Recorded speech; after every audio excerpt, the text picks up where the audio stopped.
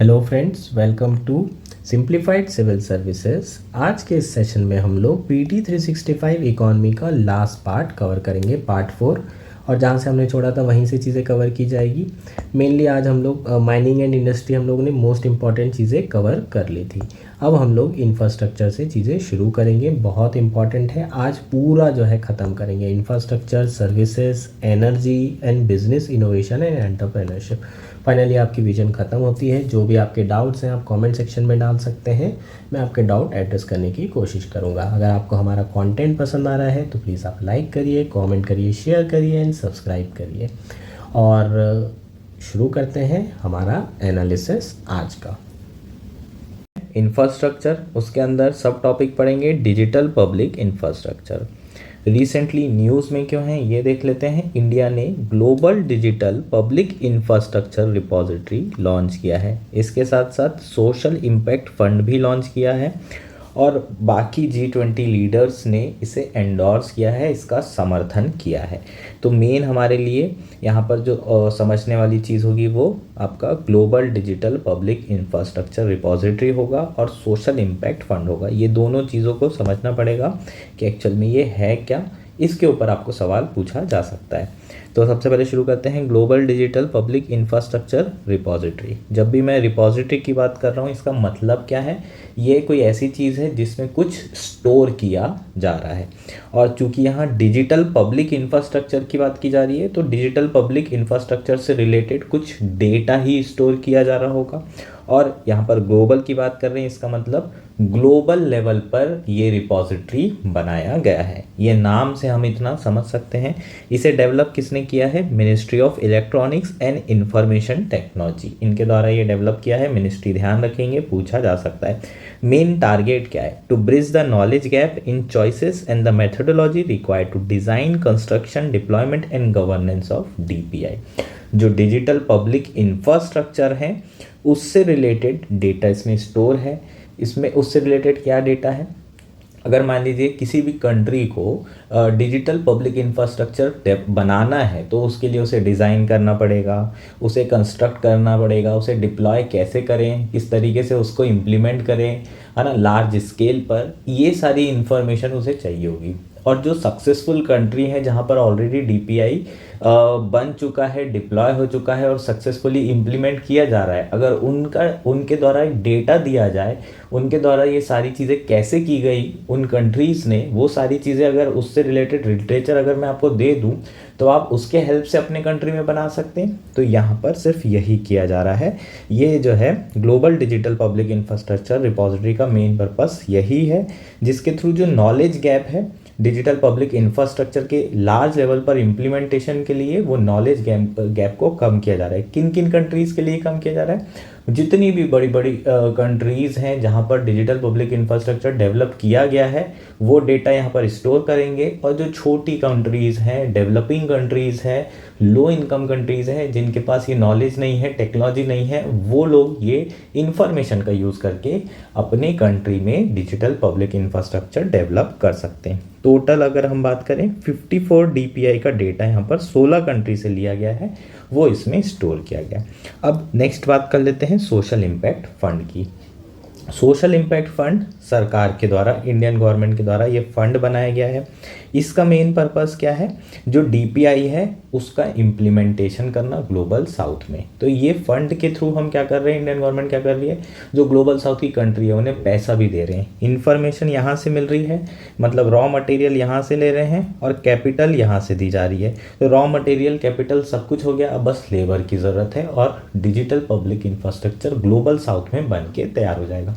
इससे फ़ायदा क्या होगा यार? ग्लोबल साउथ की जो कंट्रीज़ है वहाँ उतनी ज़्यादा टेक्नोलॉजी डेवलप नहीं है, इनोवेशन उतना ज़्यादा स्ट्रांग नहीं होता है, तो ग्लोबल साउथ की कंट्री पीछे रह जाएगी डिजिटल रिवॉल्यूशन में। तो उनको भी आगे बढ़ाने के लिए India as a global south leader ये सारी चीज़ें कर रहा है। होपफुली चीज़ें आपको क्लियर है।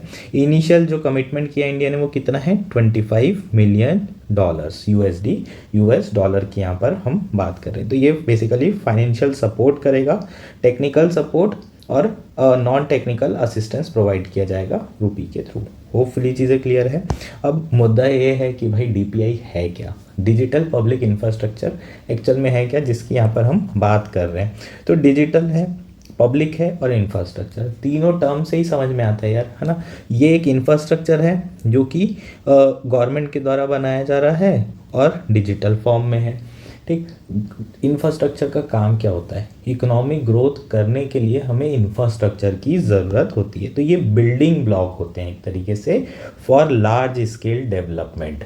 डेवलपमेंट करने के लिए आपको बिल्डिंग ब्लॉक्स की ज़रूरत होती है छोटे छोटे, और उसमें इंफ्रास्ट्रक्चर का बहुत बड़ा रोल होता है। जैसे कि सरकार क्या करती है, रोड बना देती है, इसके अलावा सरकार रेलवे बना देती है। तो ये इंफ्रास्ट्रक्चर बनाने से क्या होगा, रोड बन गई, रेलवेज बन गई, तो ट्रांसपोर्टेशन हो जाएगा और फिर एक जगह से गुड्स दूसरे जगह जाएंगे, तो इससे ओवरऑल क्या हो रही है, ग्रोथ हो रही है। तो इंफ्रास्ट्रक्चर का काम क्या है, बिल्डिंग ब्लॉक डेवलप करने का। तो ये हो गया आपका इंफ्रास्ट्रक्चर।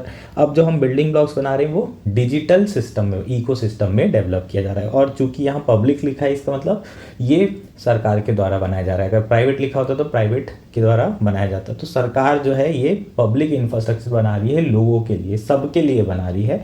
इस पे सबका अधिकार है और किसी का भी अधिकार नहीं, अगर हम कहें तो। अब इसका एग्जाम्पल की बात करें तो यूपीआई इसका बेस्ट एग्जाम्पल है। सरकार ने, है ना, एक डिजिटल पब्लिक इंफ्रास्ट्रक्चर बना दिया यूपीआई। अब इसका यूज़ करके प्राइवेट सेक्टर इनोवेशन कर रहा है, अपने ऐप्स बना रहा है, उससे क्या कर रहा है, अर्निंग कर रहा है। तो इस तरीके से infrastructure public digital public infrastructure बनाया जा रहा है। चीज़ें क्लियर हो रही है, होपफुली ये सारी चीज़ें समझ में आ रही है आपको। अब यूपीआई के थ्रू हुआ क्या है, इस इंफ्रास्ट्रक्चर के डेवलपमेंट के कारण डिजिटल रिवॉल्यूशन आया है इसमें, पेमेंट सिस्टम में। अब ट्रांजैक्शन बहुत आसान हो गए हैं, क्विक ट्रांजैक्शन हो गए हैं, सब कुछ डिजिटली हो गया है, ब्लैक मनी कम हो रहा है। तो ये रिवॉल्यूशन लाया गया है और ये डीपीआई के कारण है। और भी एग्जांपल इसके हो सकते हैं, जैसे कि आपका आधार एनेबल्ड पेमेंट सिस्टम हो गया, डिजी लॉकर हो गया, आधार आइडेंटिटी हो गया, अकाउंट एग्रीगेटर हो गया। ये सारे के सारे क्या हैं, आपके डीपीआई आर्किटेक्चर है। और यही लार्ज स्केल में ग्लोबल साउथ में रेप्लिकेट करना चाहता है इंडिया। इन्हीं सारी चीज़ों को, सक्सेस को बढ़ाना चाहता है ग्लोबल साउथ की कंट्रीज़ में भी। ये होपफुली चीज़ें क्लियर है। नेक्स्ट बात करेंगे नेशनल लॉजिस्टिक पॉलिसी, ठीक। ये नेशनल लॉजिस्टिक पॉलिसी मैं लिख के देता हूँ, नहीं आएगी कभी भी, ये फालतू के क्वेश्चन नहीं आते हैं, ये विजन हर बार देता है। हाँ, लॉजिस्टिक सेक्टर से रिलेटेड क्वेश्चन आपको पूछा जा सकता है। ये भी पूछा जा सकता है क्या इस तरह की पॉलिसी है, तो बिल्कुल पॉलिसी है। 1 साल पहले नेशनल लॉजिस्टिक पॉलिसी सरकार के द्वारा लाई गई थी। पॉलिसी हम बिल्कुल नहीं पढ़ेंगे, बिल्कुल ऐसे क्वेश्चन प्रीलिम्स में नहीं आते हैं, अभी तक तो बिल्कुल भी नहीं आए हैं। तो अननेसेसरली अपना समय बर्बाद करने से कोई मतलब नहीं।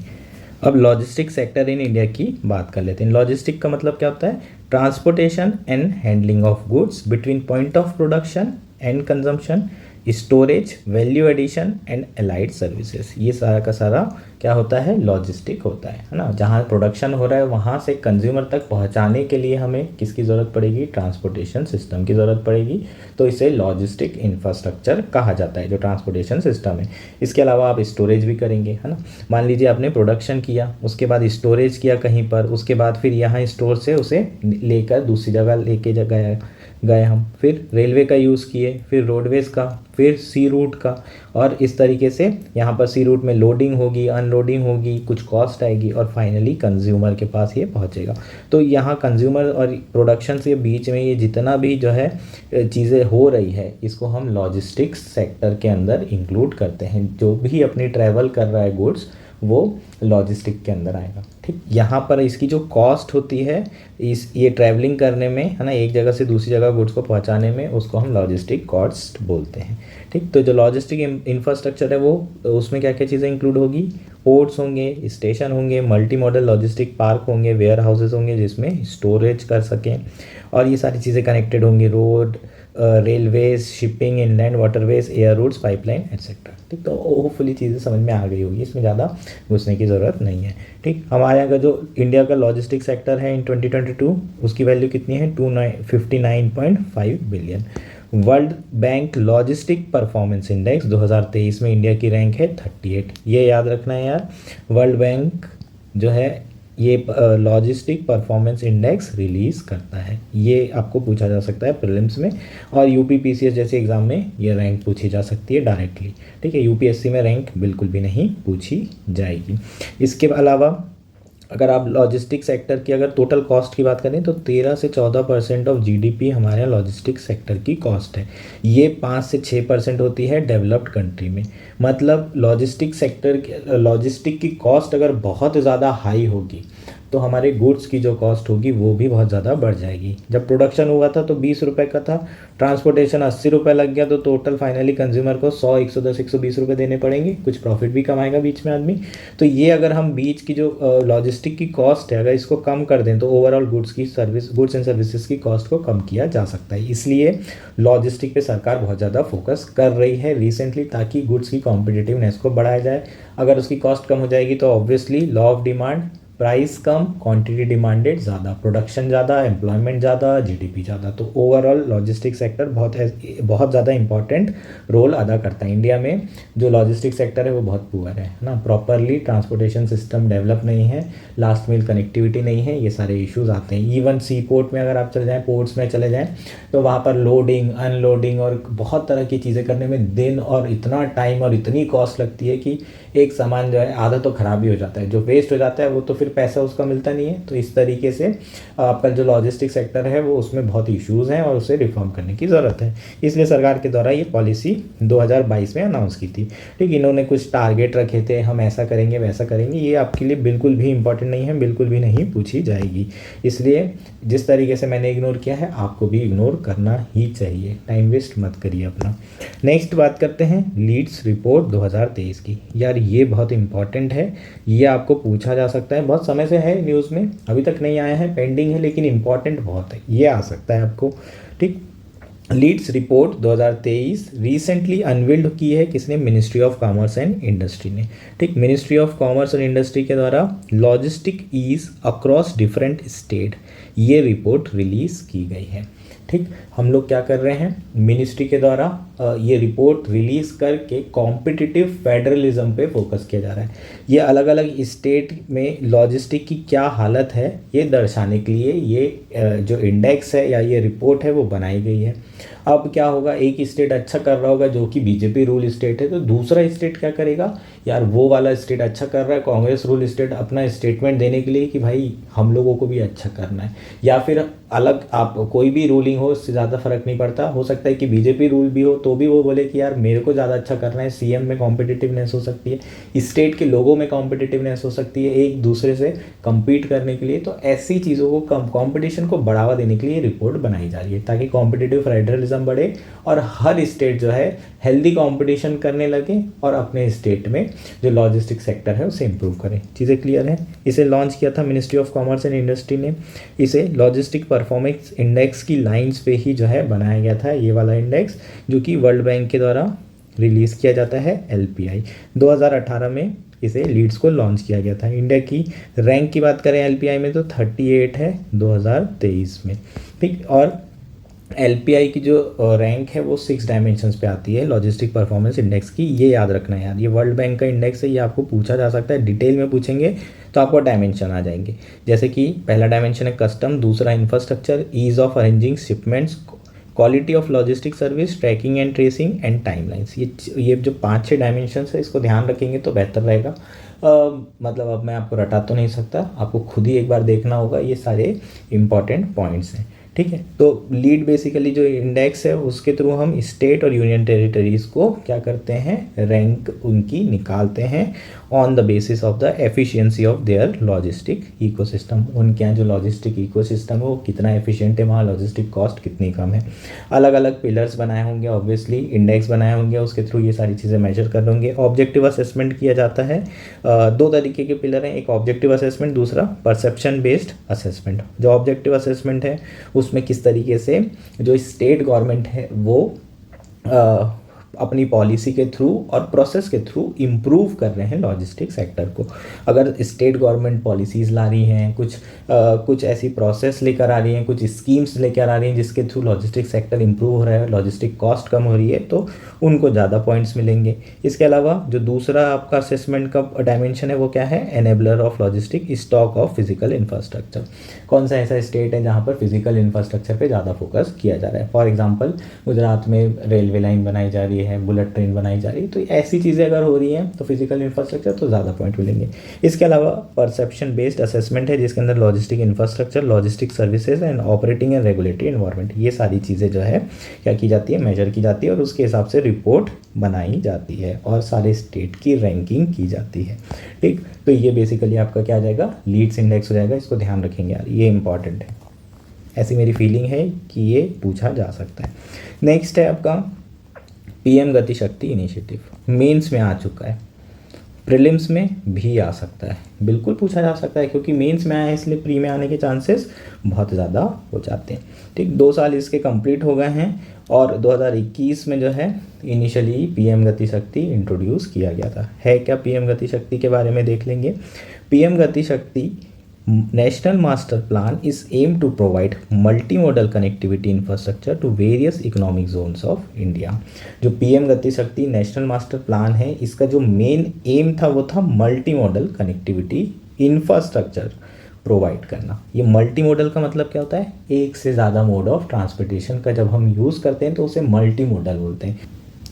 लेट से बिहार से आपको लीची एक्सपोर्ट करना है, अगर आप नेपाल एक्सपोर्ट करेंगे तो आपको कैसे भेजना पड़ेगा, रोडवे से काम हो जाएगा यार, क्योंकि नेपाल पास में ही है बिहार के। लेकिन अगर श्रीलंका भेजना है तो क्या होगा, पहले रोड से रेलवे तक पहुंचेगा, फिर रेलवे से आपका कहाँ तक पहुंचेगा, पोर्ट्स तक पहुंचेगा और फिर फाइनली पोर्ट से शिपिंग करने के बाद श्रीलंका पहुंचेगा।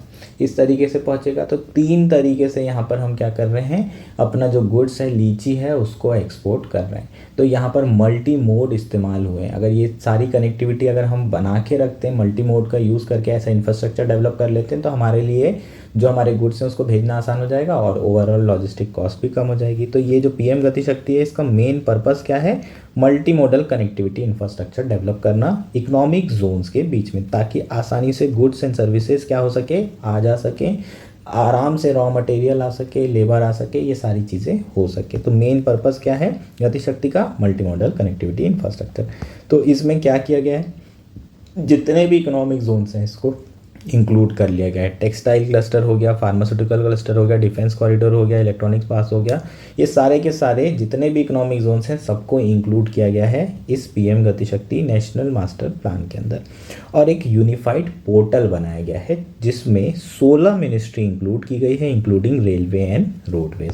ये ऐसा किया क्यों गया है, कोई भी एक प्रोजेक्ट करने के लिए, बनाने के लिए अलग अलग मिनिस्ट्री की ज़रूरत पड़ती है ना। जैसे आपको मल्टी मॉडल करना है तो यहीं पर देख लो आप, 4-5 मिनिस्ट्री तो पहले ही लग गई। रेलवे लाइन बढ़ानी तो रेलवे का मिनिस्ट्री का काम, रोडवेज़ का रोडवे मिनिस्ट्री, शिपिंग का शिपिंग मिनिस्ट्री, समझ रहे हो आप कि आपको कई सारी मिनिस्ट्री, और उसके बाद हर चीज़ के लिए आपको एनवायरनमेंट मिनिस्ट्री की ज़रूरत पड़ेगी क्योंकि आपको उसके एनवायरनमेंट क्लियरेंस की ज़रूरत है। तो अलग अलग लाइसेंसिंग, अलग अलग मिनिस्ट्री का इन्वॉल्वमेंट। अगर सारी मिनिस्ट्री एक ही जगह आ जाए और जो भी प्रोजेक्ट बनाए जा रहे हैं तो वो पूरी प्रोसेस को सिंक्रोनाइज किया जा सकता है, बहुत जल्दी हम ऐसे में इंफ्रास्ट्रक्चर डेवलप कर सकते हैं, क्योंकि ब्यूरोक्रेसी में, रेड टेपिज्म में बहुत समय जाता है। इसलिए 16 मिनिस्ट्री को एक ही प्लेटफॉर्म पर लाया गया है ताकि प्रॉपरली प्लानिंग किया जा सके, स्ट्रेटेजिकली ये प्लानिंग हो, टेक्नोलॉजी लेवरेज किया जा सके और बेहतर फाइनेंसिंग मेथड भी ढूंढी जा सके।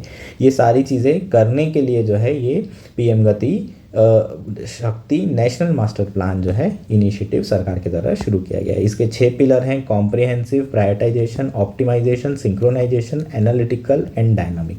ये 6 पिलर के बारे में देख लेना यार, कुछ ऐसा सच आएगा नहीं। ओवरऑल कंसेप्ट आपको समझ में आ गया है कि पीएम गति शक्ति का है क्या। ठीक, यहाँ पर हम क्या कर रहे हैं, सारी मिनिस्ट्री को एक ही पोर्टल में ले आए। अब प्रोजेक्ट यहाँ से क्लियर करना बहुत आसान हो जाएगा, फास्ट हो जाएगा, रेड टेपिज्म कम हो जाएगा, कॉस्ट कम हो जाएगी, सारी मिनिस्ट्री एक साथ है, सारी चीज़ें बढ़िया बढ़िया, विन विन फॉर ऑल। ठीक, नेक्स्ट क्या है आपका, डेडिकेटेड फ्राइट कॉरिडोर्स। इंपॉर्टेंट है, ये काफ़ी इंपॉर्टेंट है। ऐसी चीज़ें आपको प्रीलिम्स में आ सकती है। पिछले बार भी है ना इस तरीके के ज्योग्राफी के क्वेश्चन देखने मिले थे, जैसे कि आपको इंडिया, थाईलैंड और म्यांमार का जो ट्राइलेटरल हाईवे है उससे रिलेटेड क्वेश्चन आया था, तो ऐसे क्वेश्चन भी आ सकते हैं। Eastern dedicated freight corridor has been completed fully in October 2023। जो ईस्टर्न कॉरिडोर बनाया जा रहा था वो कंप्लीट हो चुका है अक्टूबर 2023 में। अब यहाँ पर रेलगाड़ी चलने के लिए तैयार है। तो बेसिकली डेडिकेटेड फ्राइट कॉरिडोर होते क्या हैं ये समझ लेते हैं। हम लोग यहाँ पर क्या कर रहे हैं, नाम से देख लो, डेडिकेटेडली मतलब सिर्फ और सिर्फ फ्राइट के लिए कॉरिडोर बनाए जा रहे हैं। फ्राइट का मतलब क्या है, गुड्स एंड सर्विसेज जो एक जगह से दूसरी जगह भेजे जा रहे हैं। इसका मतलब जो मालगाड़ी है वो पैसेंजर ट्रैक पे नहीं चलेगी, क्योंकि पैसेंजर ट्रेन जो आती है, पैसेंजर ट्रेन मतलब आपकी राजधानी हो गई, वंदे भारत हो गई, अगर वो चलेगी और मालगाड़ी भी चलेगी तो मालगाड़ी को रोक देंगे, उसकी इज्जत नहीं करते, पार्शलिटी करते हैं उसके साथ। तो जो गुड्स एंड सर्विस है उसको एक जगह से जाने में दूसरी जगह पहुंचने में बहुत समय लगता है, तो हमने क्या कर दिया, अलग से पट्टी बिछा दी, आराम से जाओ अब तुम लोग, कोई टेंशन नहीं है, एक जगह से निकलो, घूमते फिरते दूसरी जगह पहुँचो और बहुत तेज़ी से जाओ। हाई स्पीड जो है ये ट्रेनें रहेगी और तेज़ी से दूसरे उनका जो डेस्टिनेशन होगा पहुंच जाएगी, तो गुड्स एंड सर्विसेज तेज़ी से पहुंच जाएंगे। तो ये बेसिकली क्या है, लॉजिस्टिक ईज करने की कोशिश कर रहे हैं। यहाँ पर स्पीड से हम एक जगह से दूसरी जगह गुड्स भेज रहे हैं, इसलिए ये कॉरिडोर बनाया जा रहा है। तो मेनली इसका जो पर्पस है, हाई स्पीड और हाई कैपेसिटी के थ्रू जो है एक जगह से गुड्स दूसरी जगह भेजे जाएँ। ठीक, अब जो दो कॉरिडोर यहाँ पर बनाए ऑलरेडी जा चुके हैं, एक है ईस्टर्न फ्राइट कॉरिडोर और दूसरा है वेस्टर्न फ्राइट कॉरिडोर। ईस्टर्न जो फ्राइट कॉरिडोर है वो किस किस के बीच में है, दंकुनी वेस्ट बंगाल और साहनेवाल पंजाब। ठीक, इन दोनों के बीच में ईस्टर्न फ्राइट कॉरिडोर बनाया गया है। और बीच में जो जगह लिखी हुई है उसको एक बार देख सकते हो, क्या पता ऐसे कुछ भी पूछ लेते हैं यूपीएससी वाले, मुझे तो नहीं लगता वैसे आएगा। जो ईस्टर्न फ्राइट कॉरिडोर है it is funded by World Bank. Western freight corridor की बात करें तो दादरी से शुरू होता है और जो मुंबई है जवाहरलाल नेहरू जो पोर्ट है उसको ये कनेक्ट करता है। और इसे कौन फंड कर रहा है, जापान इंटरनेशनल कोऑपरेशन एजेंसी। इसके अलावा कुछ और फ्राइट कॉरिडोर प्रपोज किए गए हैं, जैसे कि ईस्ट कोस्ट कॉरिडोर है खड़गपुर से विजयवाड़ा के बीच में, ईस्ट वेस्ट सब कॉरिडोर 1 है पालघर से दंकुनी के बीच में, ईस्ट वेस्ट सब कॉरिडोर 2 है राजकर सावन और अंडल के बीच में, और नॉर्थ साउथ सब कॉरिडोर है विजयवाड़ा और इटारसी के बीच में। ठीक, यहाँ पर फोटो बनी हुई है सबकी, देख लेना एक बार। ठीक, ये अपना क्या हो गया, कॉरिडोर्स हो गए। जो कॉरिडोर है उसका मेन पर्पस यही है कि जो कंजेशन है उसे कम करना और एक बहुत तेज़ी से गुड्स एंड सर्विसेज को पहुंचाना एक जगह से दूसरी जगह। लॉजिस्टिक जो है बेसिकली हम लोग क्या कर रहे हैं, ईज करने की कोशिश कर रहे हैं, लॉजिस्टिक कॉस्ट भी कम हो जाएगी इससे। अब इसको जो इम्प्लीमेंटिंग एजेंसी है वो क्या है, dedicated freight corridor corporation of India limited. ये जो है एक एंटरप्राइज है which is wholly owned by the ministry of railways, जिसे कब सेटअप किया गया था, 2006 में। ये याद रखेंगे, मिनिस्ट्री की जो रेलवे है वही इम्प्लीमेंट कर रहे हैं, अलग से इन लोगों ने एक एंटरप्राइज कंपनी बना दी। ठीक, ये आपको ध्यान रखना होगा। अलग से कोल कॉरिडोर भी बनाया जा रहा है डेडिकेटेड फ्राइट कॉरिडोर की लाइंस में, वो भी सरकार बनाने का प्लान कर रही है ताकि कोल का ट्रांसपोर्टेशन किया जा सके। एक्सक्लूसिवली कोल का ही ट्रांसपोर्टेशन होगा, जहाँ पर रेलवे पटरी बिछाई जाएगी, वहाँ सिर्फ ट्रेन चलेगी, सिर्फ कोल का ट्रांसपोर्ट करेगी। ठीक है, क्लियर है। नेक्स्ट है regional rapid transit system project. Important है ये, इस साल बहुत ज़्यादा न्यूज़ में था। पिछला टॉपिक बहुत पहले से कई सालों में न्यूज़ में है, लेकिन ये वाला इस साल बहुत न्यूज़ में था, करंट अफेयर्स में बहुत ज़्यादा रहा है। इंडियन एक्सप्रेस, द हिंदू में बहुत बार आया है ये। रिसेंटली जो हमारे प्राइम मिनिस्टर हैं उन्होंने first regional rapid transit system launch किया है। यहाँ पर कौन सी ट्रेन चलेगी, नमो भारत रैपिडेक्स ट्रेन इसमें इस रूट में चलाई जाएगी। और ये जो पहली ट्रेन है वो कहाँ से कहाँ चली है, सहीबाबाद से दुहाई डिपो के बीच में चढ़ी है उत्तर प्रदेश रीजन में। ठीक, अब यहाँ पर आपको क्या समझने की ज़रूरत है, रैपिड ट्रांजिट सिस्टम प्रोजेक्ट है क्या, तो इसका नाम से समझ में आ रहा है ट्रांजिट सिस्टम प्रोजेक्ट है। ठीक, तो एक जगह से दूसरी जगह लोगों को लेकर जा रहे होंगे, यहाँ पर पैसेंजर्स लेके जा रहे हैं, और रैपिड है मतलब बहुत तेज़ी से लेके जा रहे होंगे, तो जो ट्रेन चल रही होगी हाई स्पीड ट्रेन होगी। और रीजनल लेवल पर है, मतलब रीजनल है है ना। कनेक्टिविटी प्रोजेक्ट रीजनल है, इसका मतलब क्या हो रहा होगा, काफ़ी बड़ा एरिया कवर कर रहे होंगे। इसका मतलब जो मेट्रो है उसमें 30-40 किलोमीटर 50 किलोमीटर कवर करते हैं, तो ये रीजनल लेवल पर अगर रैपिड ट्रांजिट सिस्टम बनाया जा रहा है तो कम से कम 300 किलोमीटर के आसपास के एरिया को कवर कर रहे होंगे। तो बेसिकली कर क्या रहे हैं, दिल्ली एनसीआर के अराउंड में ये ट्रांजिट सिस्टम डेवलप किया जा रहा है, जिसके थ्रू जो कम्यूटर हैं जो सुबह निकलते हैं घर से और शाम को वापस पहुंच जाते हैं अपने घर में दिल्ली एनसीआर में काम करके, उनके लिए आने जाने की जो व्यवस्था है उसको बेहतर बनाने की कोशिश की जा रही है। इससे होगा क्या यार, माइग्रेशन भी रुक जाएगा। अगर आप लोग जो हैं अपने घर से 1 घंटे में 1.5 घंटे में दिल्ली एनसीआर पहुंच जाते हैं, तो वो दिल्ली आके नहीं रुकेंगे, दिल्ली आके नहीं रहेंगे, तो ओवरऑल माइग्रेशन कम हो जाएगा। आसपास के शहरों में भी लोग रुक करके वहाँ पर अपना घर ले करके वहाँ पर बस करके दिल्ली में काम कर सकते हैं। तो ये बहुत इम्पॉर्टेंट प्रोजेक्ट है अगर आप सिटी दिल्ली एनसीआर के पर्सपेक्टिव से देखें तो बेसिकली हम देखते हैं मेरठ हो गया, आगरा हो गया, यहाँ से लोग अप डाउन करते हैं। बढ़िया, आगरा जाने के लिए लगभग 2.5 घंटा, अगर हाई स्पीड ट्रेन है तो 2 घंटे लगते हैं। बढ़िया हाई स्पीड ट्रेन चलाओ और स्पेशल जो है ट्रांजिट सिस्टम, एक स्पेशल कॉरिडोर बना दो इनके लिए जहाँ पर ट्रेनें चल रही है, बीच में कोई ट्रेन इनको रोकेगी नहीं, कोई भी ट्रेन को क्रॉस नहीं करना पड़ेगा। 1.5 घंटे में आगरा से दिल्ली, क्या दिक्कत है। सुबह बैठे 9 बजे, 10:30 बजे यहाँ पहुँचे, 11 बजे ऑफिस, शाम को 7 बजे निकले, 8:30-9 बजे अपने घर, बढ़िया रोटी खाओ और सो जाओ। तो ये सिस्टम डेवलप होने से माइग्रेशन और बहुत तरह की इश्यूज़ जो अर्बन इश्यूज़ हैं वो रिजॉल्व हो सकते हैं। तो ये सरकार जो है इसका ट्राई कर रही है। जो ट्रेन की स्पीड है वो 160 से 180 किलोमीटर के आसपास होने वाली है। मेट्रो से ये अलग है, ये लॉन्ग डिस्टेंस में ट्रैवल किया जाएगा, लॉन्ग डिस्टेंस को कनेक्ट करेगा। इसमें जो इम्प्लीमेंटिंग एजेंसी है उसका नाम क्या है, national capital region transport corporation, जो कि एक जॉइंट वेंचर कंपनी है जो कि गवर्नमेंट ऑफ इंडिया और स्टेट ऑफ दिल्ली, हरियाणा, राजस्थान और यूपी दोनों ने मिलकर के बनाई हैं। 2013 में इसको बनाया गया था। और ये कौन सी मिनिस्ट्री के अंदर आ रही है एडमिनिस्ट्रेटिव कंट्रोल के, ये याद रखेंगे, ministry of urban affair and housing के अंदर आती है। ठीक है, ये याद रखना बहुत ज़्यादा ज़रूरी है क्योंकि ये थोड़ा रेलवे वाला प्रोजेक्ट लग रहा है, इसलिए आपको ध्यान रखना पड़ेगा। इसका कंपोजिशन वगैरह पढ़ने की ज़रूरत नहीं है, ये सारी चीज़ें आपको नहीं पूछी जाएगी, बस इतना ध्यान रख लो कि ये जॉइंट वेंचर कंपनी है और गवर्नमेंट ऑफ इंडिया और स्टेट गवर्नमेंट ने मिलकर बनाई है। कौन कौन सी स्टेट गवर्नमेंट इन्वॉल्व है वो याद रख लेना और मिनिस्ट्री याद रख लेना कौन सी मिनिस्ट्री के अंदर है। नेक्स्ट है आपका कोची वाटर मेट्रो, इंडिया का first water based metro recently launch किया गया है, इनॉग्रेट किया गया है। किसके द्वारा, प्राइम मिनिस्टर हमारे मोदी जी के द्वारा। कोची वाटर मेट्रो के बारे में हम बात करेंगे। Kochi water metro is an innovative and sustainable mode of transportation that connects various part of the city through intricate network of waterways. यहाँ पर हम क्या कर रहे हैं, वाटरवेज के थ्रू जो है पूरी सिटीज़ को कनेक्ट किया जा रहा है ना।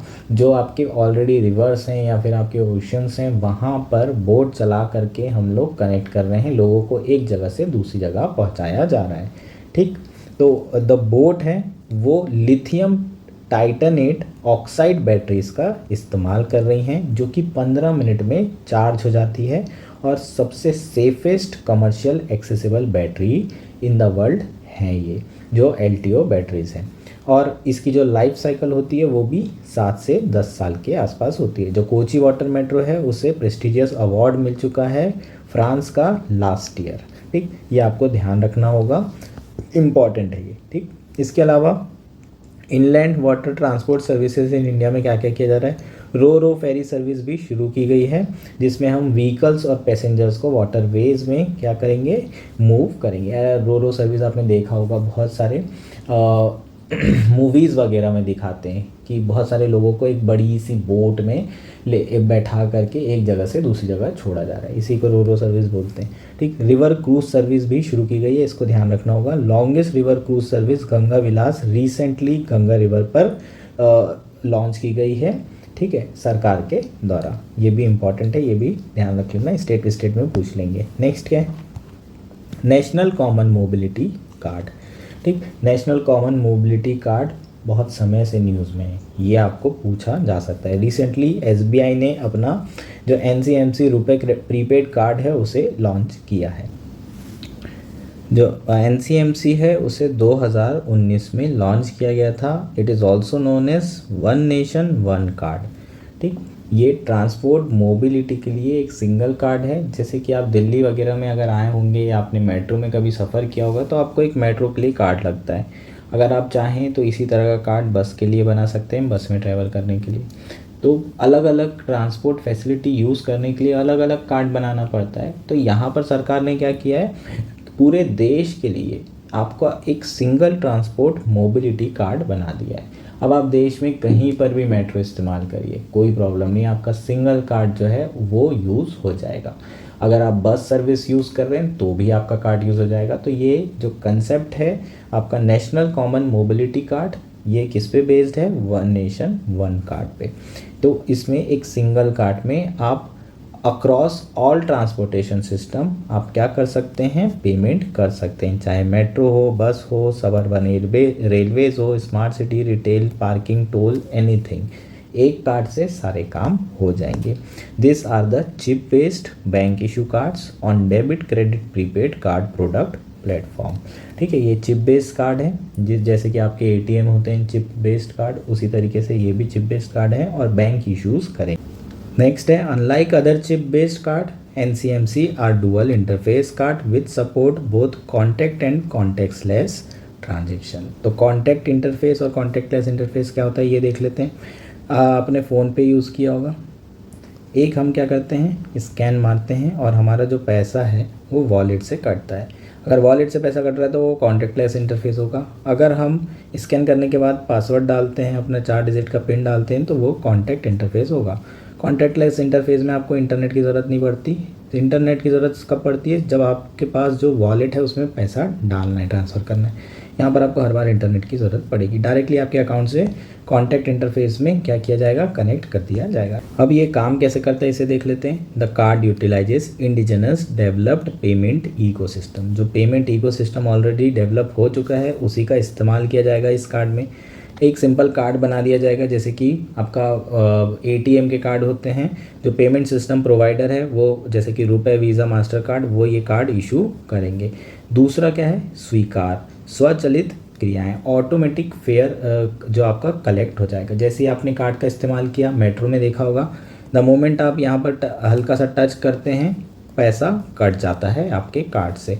इसको किसने डेवलप किया है, सीडेक ने। और स्वागत, स्वचालित गेट, जो पेमेंट गेट है वो किसने किया है, इलेक्ट्रॉनिक्स, आपका भारत इलेक्ट्रॉनिक्स लिमिटेड ने। तो इस तरीके से ये कार्ड जो है काम करता है। जो कार्ड है वो नियर फील्ड कम्युनिकेशन का इस्तेमाल करता है। ये बहुत इंपॉर्टेंट चीज़ है, इसको ध्यान रखना होगा।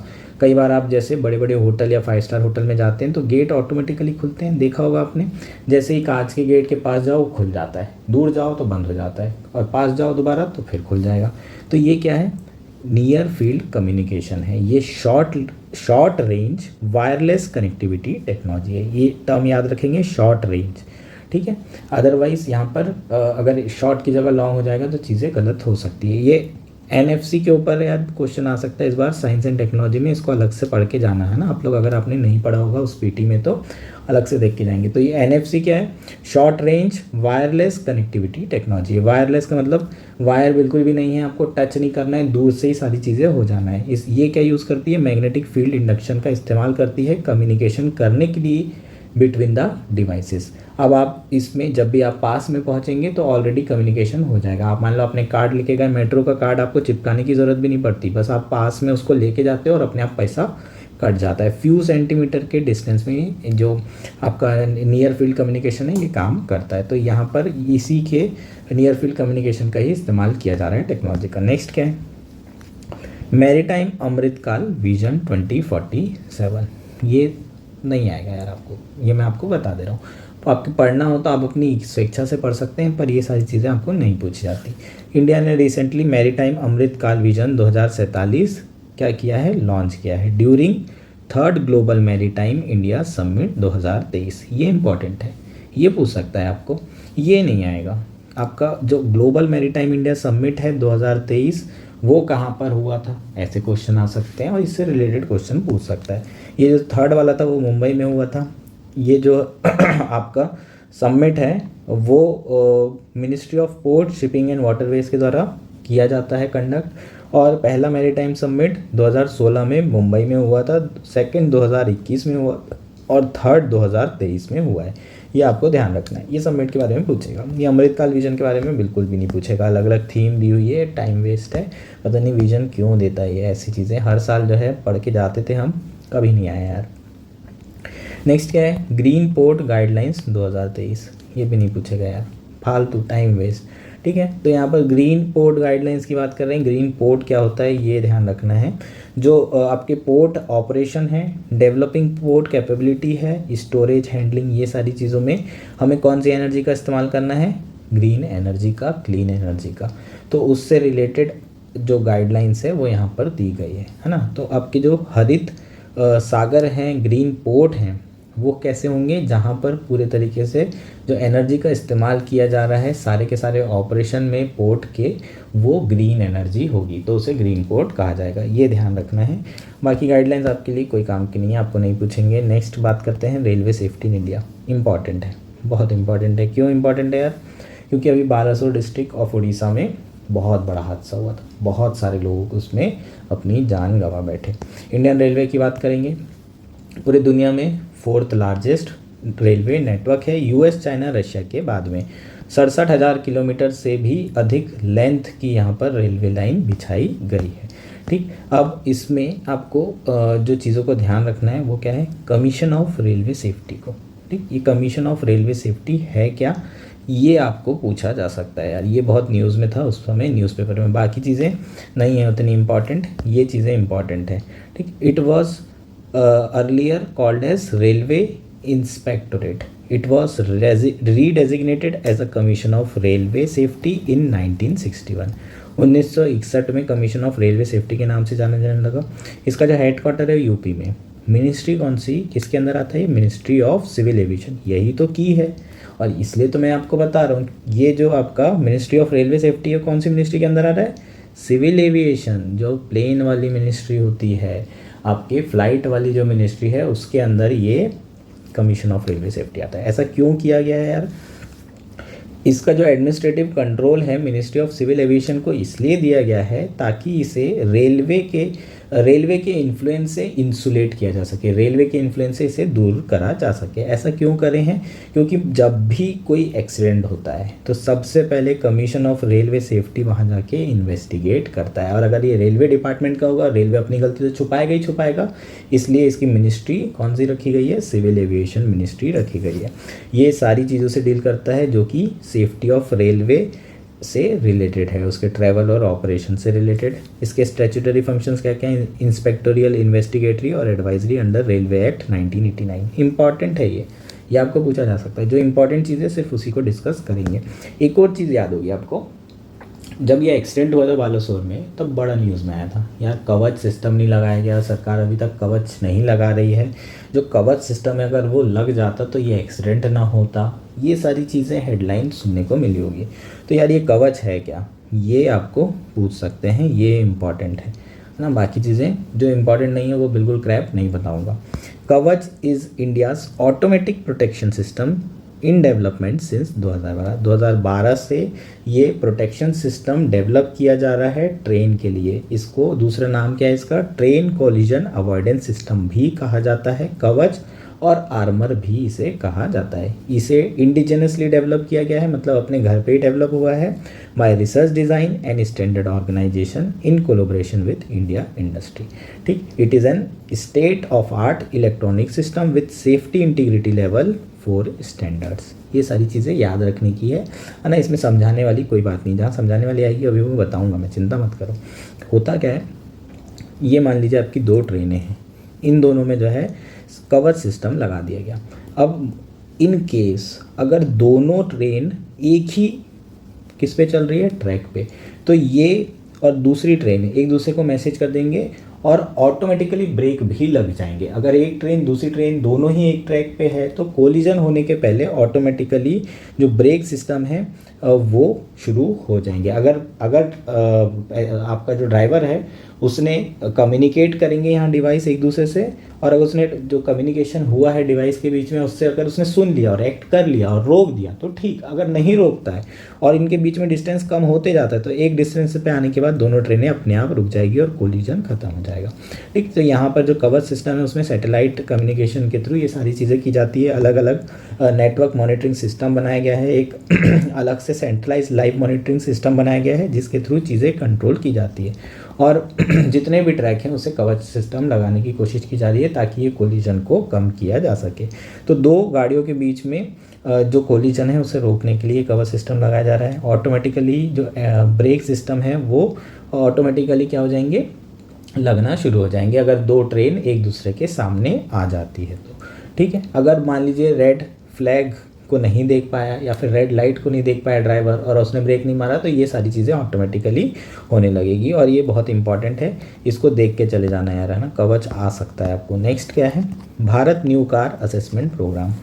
हम जब भी कार लेते हैं तो हम क्या करते हैं, हम लोग रेटिंग देखते हैं। Global new car assessment program, global NCAP में रेटिंग क्या है मेरी, जो मैं गाड़ी देख रहा हूँ 5 स्टार है, 4 स्टार है, 3 स्टार है। किया का देखते हैं तो यार इसकी ना सेफ्टी फीचर्स अच्छे नहीं है, सेफ्टी बढ़िया, सेफ्टी पर्सपेक्टिव से देखें तो किया बढ़िया गाड़ी नहीं है। हुंडई को भी 2 ही स्टार 3 ही स्टार, लेकिन टाटा हमेशा ग्लोबल NCAP में 5 स्टार रेटिंग। बॉडी तगड़ी किसकी, टाटा की।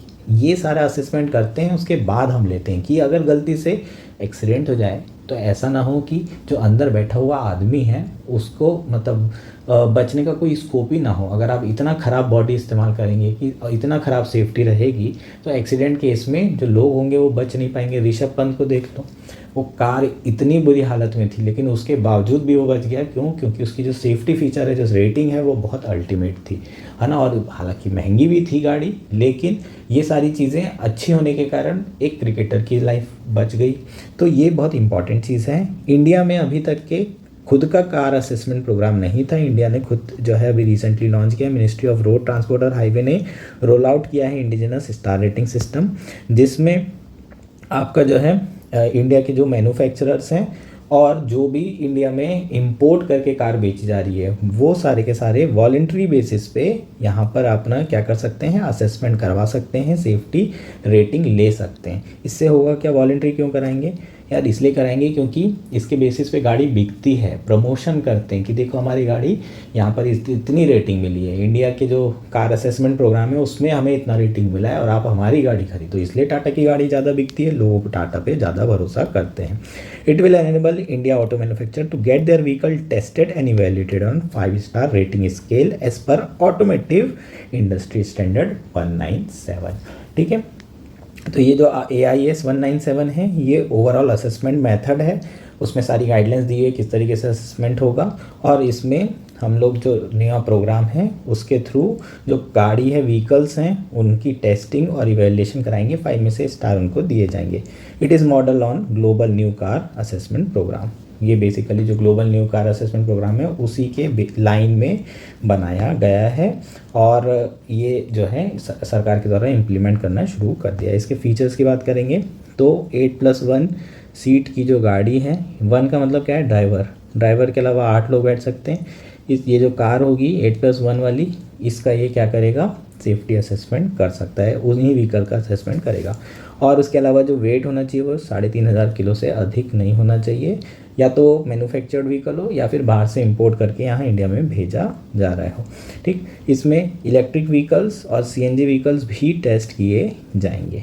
जो टेस्टिंग प्रोटोकॉल है इसमें वो क्या क्या रहेगा, it will evaluate adult occupant protection, जो अडल्ट है उसके लिए क्या प्रोटेक्शन है, चाइल्ड ऑक्यूपेंट प्रोटेक्शन, ये इसके चाइल्ड के लिए किस तरीके से प्रोटेक्शन है, चाइल्ड लॉक है कि नहीं, ऑटोमेटिक लॉक है कि नहीं, ये सारी चीज़ें जो है काय में आ जाएगा, चाइल्ड ऑक्यूपेंट प्रोटेक्शन में आ जाएगा। और इसके अलावा सेफ्टी असिस्ट टेक्नोलॉजीज़ क्या क्या है, कितने जो है आपके एयर बैग्स हैं, है ना। अगर एक्सीडेंट होता है तो 5 एयर बैग हैं, 4 हैं, 3 हैं, 2 हैं, किस तरीके से आप लोगों को बचा रहे हैं, ये सारी चीज़ें यहाँ पर टेस्टिंग प्रोटोकॉल में आ जाएगी।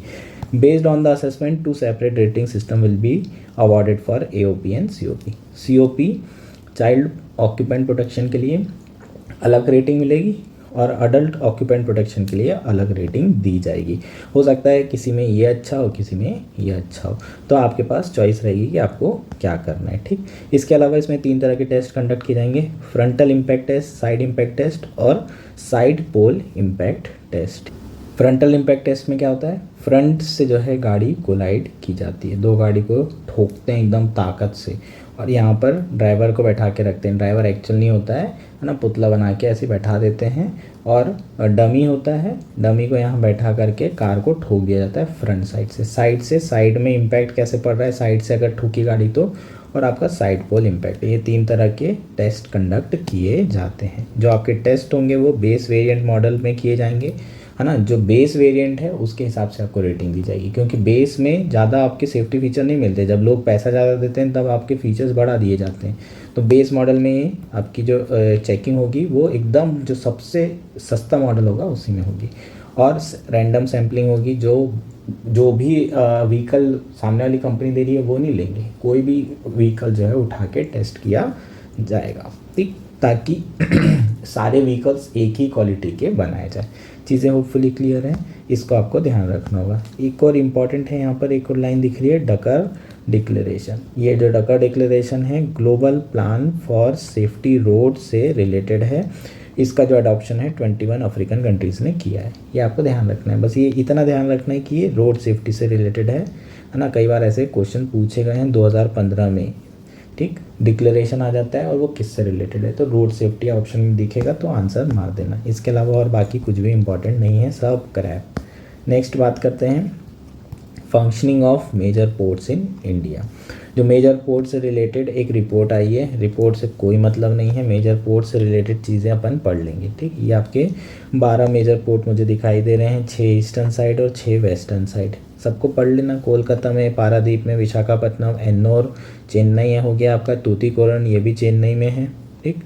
ये Cochin, new Mangalore, Mormugao, Jawaharlal Nehru Mumbai port trust और कांडला दीनदयाल पोर्ट। सबको याद रखना है, सारे पोर्टों के नाम पता होना चाहिए, हर एक चीज़ पता होना चाहिए, ठीक। तो इंडिया में जो पोर्ट हैं वो ब्रॉडली 2 टाइप के हैं। जनरली उन्हें कैटेगराइज किया गया है ट्रैफिक दे हैंडल। जो मेजर पोर्ट हैं उसमें बहुत ज़्यादा ट्रैफिक होता है, माइनर पोर्ट में ना के बराबर ट्रैफिक होता है। जो मेजर पोर्ट हैं आपके वो यूनियन लिस्ट में आते हैं, शेड्यूल 7 ऑफ द कॉन्स्टिट्यूशन में। और जो माइनर पोर्ट हैं वो स्टेट लिस्ट में और कॉन्करेंट लिस्ट में आते हैं। यार स्टेट लिस्ट में नहीं आते हैं, तो सॉरी गलती हो गई, कॉन्करेंट लिस्ट में आते हैं माइनर पोर्ट। तो माइनर पोर्ट में यूनियन गवर्नमेंट और स्टेट गवर्नमेंट दोनों ही लॉ बना सकते हैं, आई मीन पार्लियामेंट और स्टेट लेजिस्लेचर। हाँ, मतलब गवर्नमेंट का मतलब ऐसे लिटरली मत ले लेना, ठीक। तो ये माइनर पोर्ट जो है आपका कॉन्करेंट लिस्ट में आता है। Total 12 government own major ports हैं, 6 ईस्ट कोस्ट में, 6 वेस्ट कोस्ट में। मेजर पोर्ट अथॉरिटी एक्ट 2021 और इंडियन पोर्ट एक्ट, ये 2 प्रिंसिपल एक्ट हैं जिसके थ्रू हम मेजर पोर्ट्स को गवर्न करते हैं। अब यहाँ पर परफॉर्मेंस ऑफ पोर्ट की बात कर लेते हैं। यार परफॉर्मेंस अच्छी हो गई है इसलिए बात करना चाहिए, क्योंकि ख़राब चीज़ें तो नहीं पूछते लेकिन अच्छी चीज़ें ज़रूर पूछ ली जाती है। जो टर्न अराउंड टाइम है वो लगातार यार कम होते जा रहा है। टर्न अराउंड टाइम का मतलब क्या होता है, जो वेसल है यहाँ पर पोर्ट में आते हैं, उसके बाद फिर अनलोडिंग होती है, फिर वापस जाते हैं लोडिंग करके, इन सारी चीज़ों में बहुत समय वेस्ट होता है। ये टाइम जो है धीरे धीरे कम होते जा रहा है इंडिया में। क्यों? क्योंकि चीज़ें स्ट्रीमलाइन हो गई हैं, अब सब कुछ ऑनलाइन हो गई, सिंगल विंडो हो गया, फटाफट सारे काम भी हो जाते हैं, लोडिंग भी सारा पेपर वर्क सब कुछ कंप्लीट। और जो टर्न अराउंड टाइम है वो 52 घंटे हो गया। 2013-14 में 94 आवर्स हुआ करता था। आके घूम के वापस लोडिंग करके शिप चला भी जा रहा है 2 दिन के लगभग भीतर। नेक्स्ट क्या है, ट्रैफिक कंसिस्टेंटली राइज हो रहा है, ये भी आपको ध्यान रखना होगा। 2013-14 से 23-24 के बीच में जो आपका ट्रैफिक है वो कंसिस्टेंटली राइज हो रहा है। ये स्टेटमेंट ऐसे पूछ लिए जाते हैं यार, है ना, स्टेडली इंक्रीज हो रहा है। कार्गो देखोगे तो कार्गो हैंडलिंग भी मेजर पोर्ट्स की स्टेडली इंक्रीज हो रही है। और जो ऑपरेटिंग रेशियो है, जो ऑपरेटिंग कॉस्ट है वो भी कम हो रही है, ठीक। पहले ऑपरेटिंग कॉस्ट जो है आपकी कितनी थी, 53 रुपये थी, अब वो 48 रुपये हो गई है। मतलब क्या होता है यार, ऑपरेटिंग कॉस्ट का हर 100 रुपये कमाने के लिए आपको 48 रुपये खर्चा करना पड़ रहा है। जो रेलवे की ऑपरेटिंग कॉस्ट है वो कितनी है पता है क्या, 107 रुपये है। इसका मतलब क्या है, अगर रेलवे को ऑपरेट करना है, डे टू डे में ऑपरेशन करने के लिए उसे 107 रुपये खर्चा करना पड़ता है, तब जाके उसे 100 रुपये रेवेन्यू होता है। इसका मतलब ये तो ऑपरेटिंग कॉस्ट में ही 7 रुपये के नुकसान पे। कैपिटल कॉस्ट तो छोड़ ही दो, वो तो वियर एंड टियर कॉस्ट तो हम काउंट ही नहीं कर रहे हैं जो एक्स्ट्रा पैसा लग रहा है। ऑपरेटिंग कॉस्ट में ही जो है नुकसान में चल रहा है रेलवे। 107 रुपये खर्चा करो तब जाके 100 रुपये रेवेन्यू, तो ये तो है ना बेवकूफ़ी है। कोई भी बिजनेस नहीं चल सकता, लेकिन सरकार चला रही है। क्यों? क्योंकि प्रॉफिट से कहीं ऊपर है रेलवे, है ना, सोशल वेलफेयर के लिए भी चलाई जा रही है। ठीक, तो यहाँ पर पोर्ट की अगर हम बात करेंगे तो ऑपरेटिंग रेशियो कम होते जा रहा है और ये बहुत अच्छी बात है। इसके अलावा यहाँ पर कुछ फैक्ट दिए हुए हैं यार, ये याद पढ़ लेना एक बार। चलो पढ़ देता हूँ, ये तो बोलोगे सर पढ़ा ही नहीं रहे हो तो क्या मतलब देखने का वीडियो। जो ओल्डेस्ट मेजर पोर्ट है वो है कोलकाता पोर्ट, जिसका नाम बदल दिया गया है, श्यामा प्रसाद मुखर्जी पोर्ट हो गया है। और ये एकमात्र रिवरिन पोर्ट है पूरे इंडिया का, only major riverine port. Mumbai port सबसे बड़ा लार्जेस्ट नेचुरल पोर्ट और हार्बर है। कमराजर पोर्ट जो कि एन्नोर पोर्ट तमिलनाडु को भी कहा जाता है, ये ओनली कॉर्पोरेटाइजेशन पोर्ट है जो कि एज अ कंपनी रजिस्टर्ड हुआ है। ये ध्यान रखना है, चीज़ों को ध्यान रखोगे तो ही नंबर आएंगे, नहीं तो नहीं आएंगे। ठीक है, एक बार रीड भी करोगे तभी मज़ा आएगा, समझने के बाद एक बार रीड तो करना ही पड़ेगा। नेक्स्ट क्या है, सर्विसेज, है ना। अभी क्या पढ़ लिए, इंफ्रास्ट्रक्चर। अब क्या पढ़ेंगे, सर्विस सेक्टर। सर्विस सेक्टर में क्या पढ़ेंगे, इंश्योरेंस के बारे में। तो इंश्योरेंस सेक्टर्स की शुरुआत करते हैं। IRDAI जो कि रेगुलेटरी बॉडी है, उन्होंने इंट्रोड्यूस किया है एक प्लान जिसका नाम है बीमा ट्रिनिटी। ये बीमा ट्रिनिटी है क्या, इसको देखते हैं। पहला है बीमा ट्रिनिटी में बीमा सुगम, दूसरा है बीमा विस्तार और तीसरा है बीमा वाहक्स। बीमा सुगम के अंदर क्या है, एक प्लेटफॉर्म बनाया गया है जिसमें जितने भी इंश्योरर्स हैं और डिस्ट्रीब्यूटर हैं सबको एक प्लेटफॉर्म पे लाया जा रहा है। ठीक है, नेक्स्ट टॉपिक है हमारा सर्विसेज। इसके अंदर जो फर्स्ट टॉपिक रहेगा वो है इंश्योरेंस सेक्टर। न्यूज़ में क्यों है, IRDAI ने एक नया प्लान इंट्रोड्यूस किया है जिसका नाम है बीमा ट्रिनिटी। बीमा ट्रिनिटी के 3 कंपोनेंट होंगे। पहला है बीमा सुगम।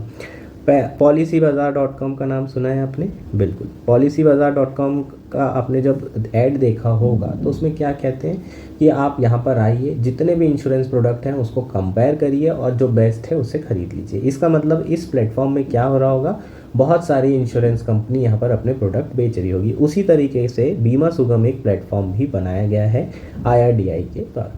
इसमें क्या हो रहा है, इस प्लेटफॉर्म में जितने भी डिस्ट्रीब्यूटर होंगे और जितने भी इंश्योरेंस होंगे सारे एक प्लेटफॉर्म में इंटीग्रेट किए जाएंगे। It is a one stop solution for customer. जितने भी इंश्योरेंस प्रोडक्ट होंगे आपको इसी पोर्टल पर मिल जाएंगे, तो आप जा सकते हैं, कंपेयर कर सकते हैं, जो आपके लिए बेस्ट है उसे खरीद सकते हैं। नेक्स्ट है बीमा विस्तार। सेकेंड कंपोनेंट में बीमा विस्तार के अंदर, विस्तार मतलब एक्सपांशन। जनरली आपने देखा होगा जो भी आप इंश्योरेंस प्रोडक्ट खरीदते हैं उसमें जो रिस्क होती है, हर रिस्क के लिए अलग इंश्योरेंस होता है।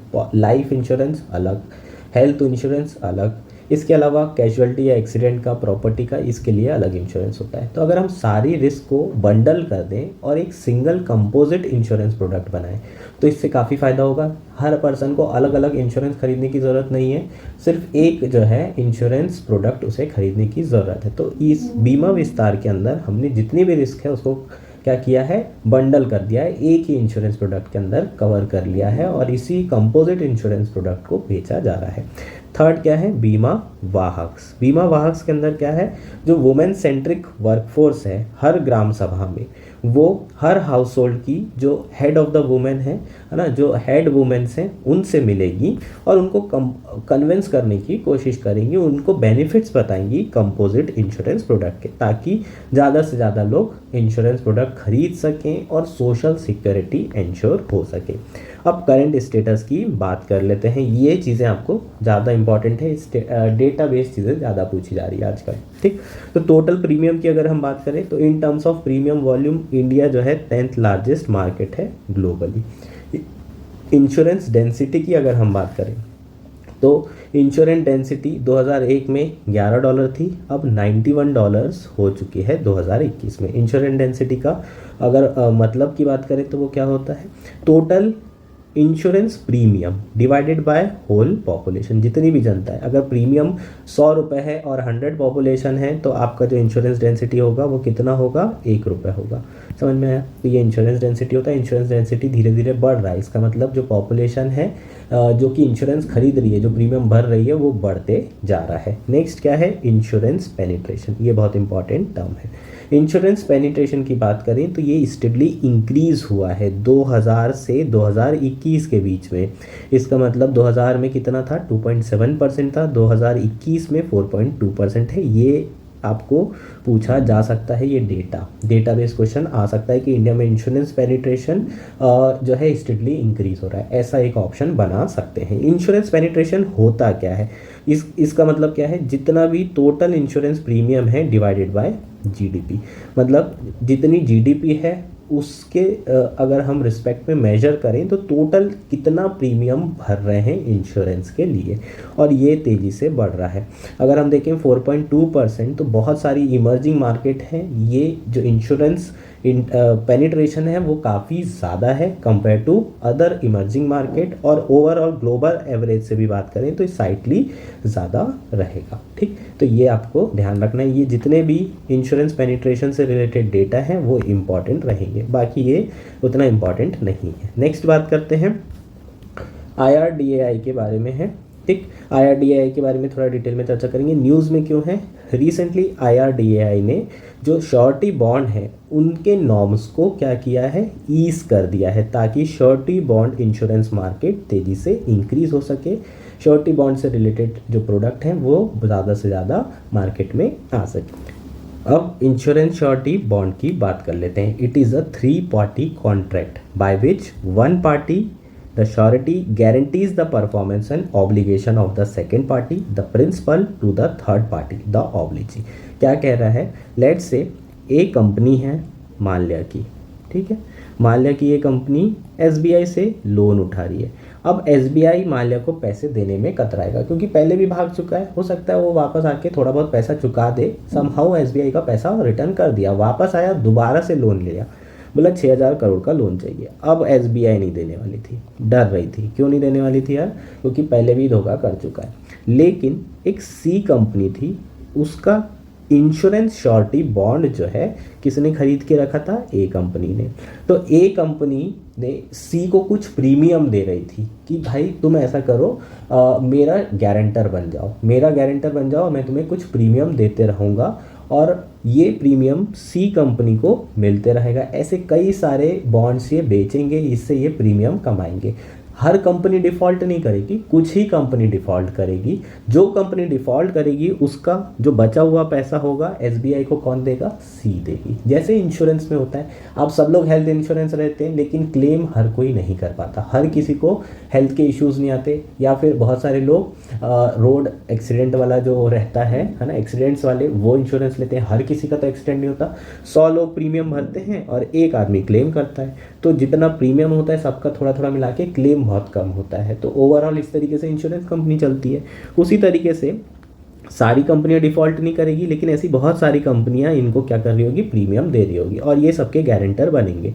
जो कंपनी लोन डिफ़ॉल्ट करेगी है ना, विलिंगनेस से करेगी तो, विलफुली करेगी तो नहीं मिलेगा, लेकिन अनविलिंगली अगर डिफ़ॉल्ट हो जाती है, प्रोजेक्ट नहीं काम करता है, तो C जो है SBI को पूरा पैसा देगी। तो SBI भी खुश यहाँ पर, और A कंपनी भी खुश कि उन्हें भी पैसा मिल जाएगा। और C इंश्योरेंस जो श्योरिटी बॉन्ड्स हैं जो कि इशू कर रहे हैं इंश्योरेंस कंपनी वाले, वो भी खुश, क्योंकि 100 में से 2 कंपनी, 3 कंपनी, 4 कंपनी डिफ़ॉल्ट करेगी, 100 से तो प्रीमियम मिल रहा है इनको पूरा, तो यहाँ पर विन विन फॉर ऑल है।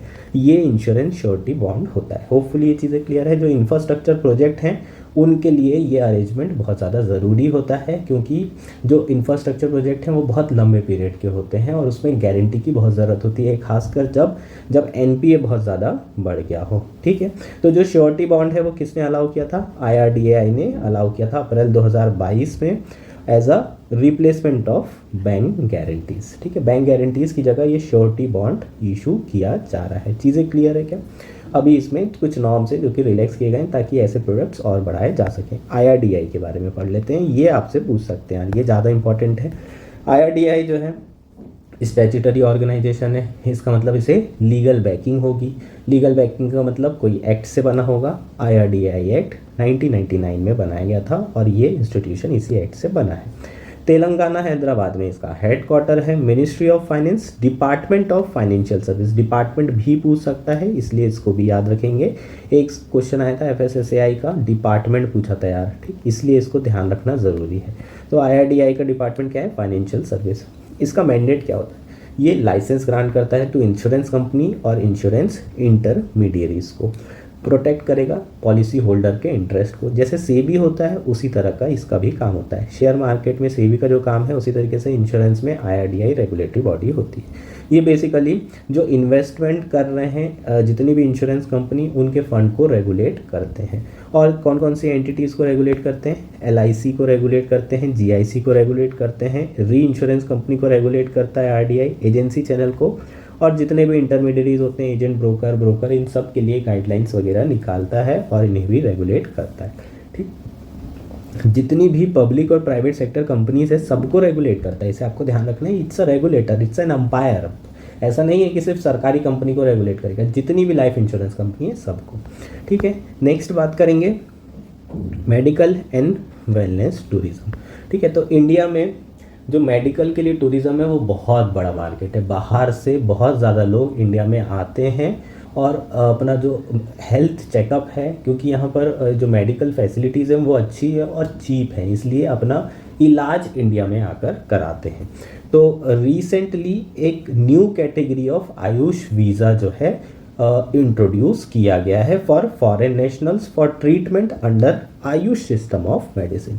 आप जनरली जो इंडिया के आसपास की जो सब कॉन्टिनेंट कंट्री होती है, स्पेशली पाकिस्तान, बांग्लादेश के लोग जिनका बहुत ज़्यादा फेथ है आयुष मेडिसिन सिस्टम में, आज भी वो इंडिया आते हैं और अपना इलाज कराते हैं आयुष ट्रेडिशनल मेडिसिन सिस्टम से।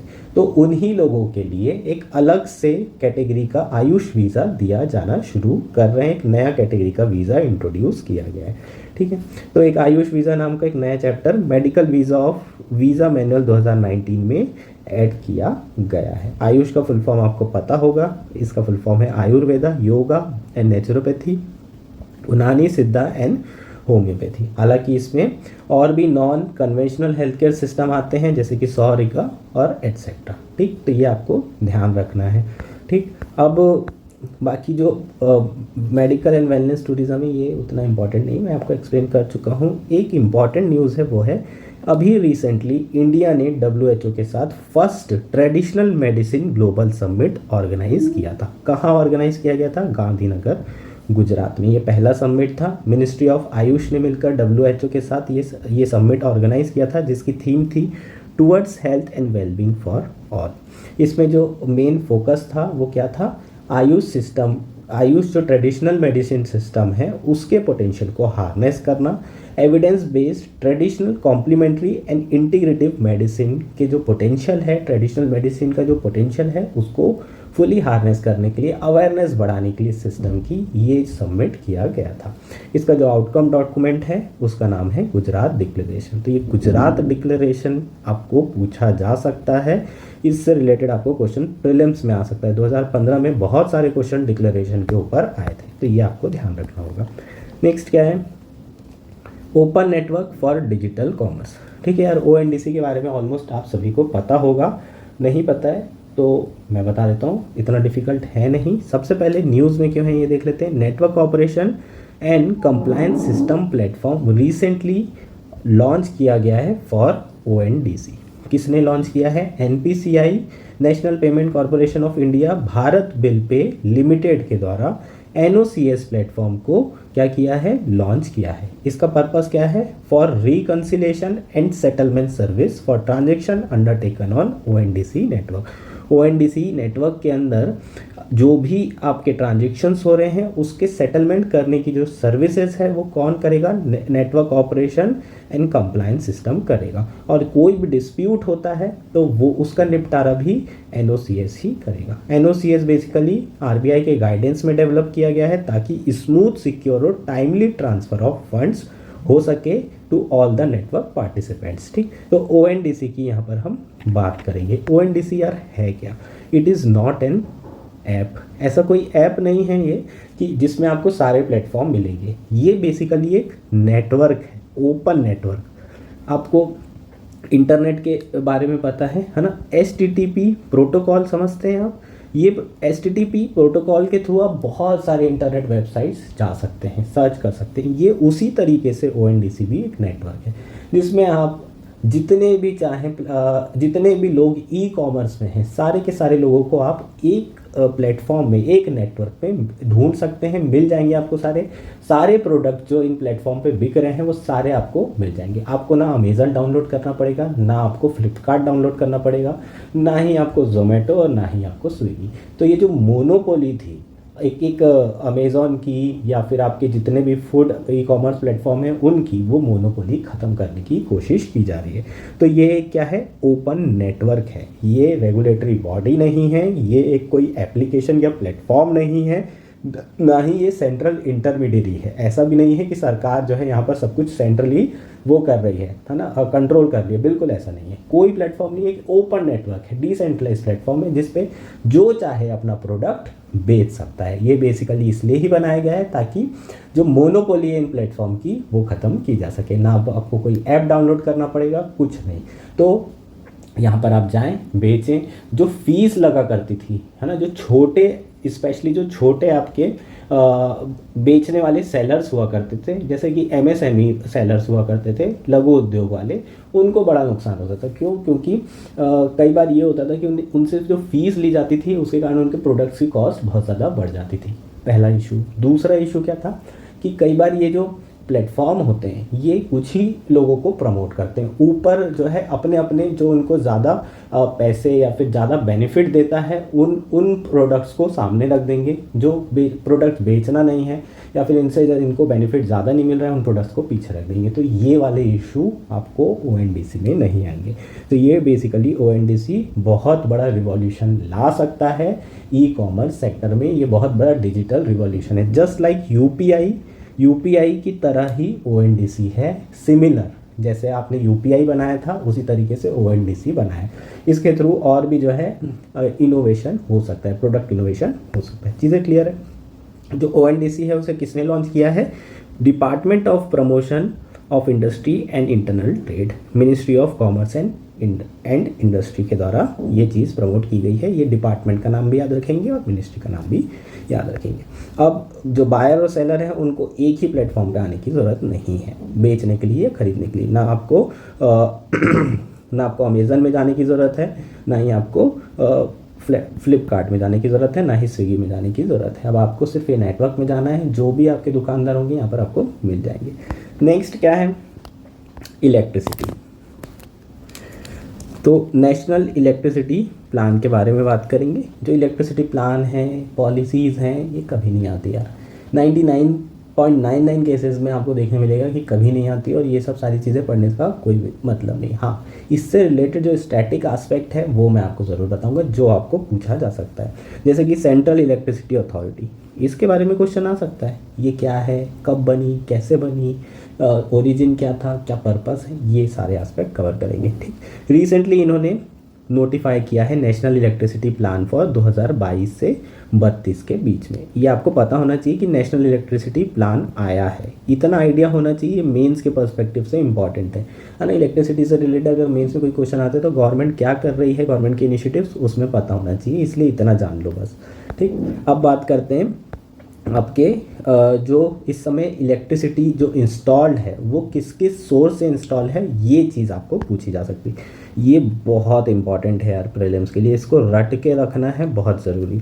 अभी अगर हम बात करें तो जो इंस्टॉल कैपेसिटी है उसमें 51% जो इंस्टॉल कैपेसिटी वो कहाँ से आ रही है? सोर्स से, कोल से आ रही है। इसका मतलब थर्मल पावर प्लांट से जो बिजली बन रही है, टोटल बिजली का 51% बिजली आज भी कोल से आ रही है। इसका मतलब आपको स्टेटमेंट आता है कि more than 50% of electricity came from the thermal power plant.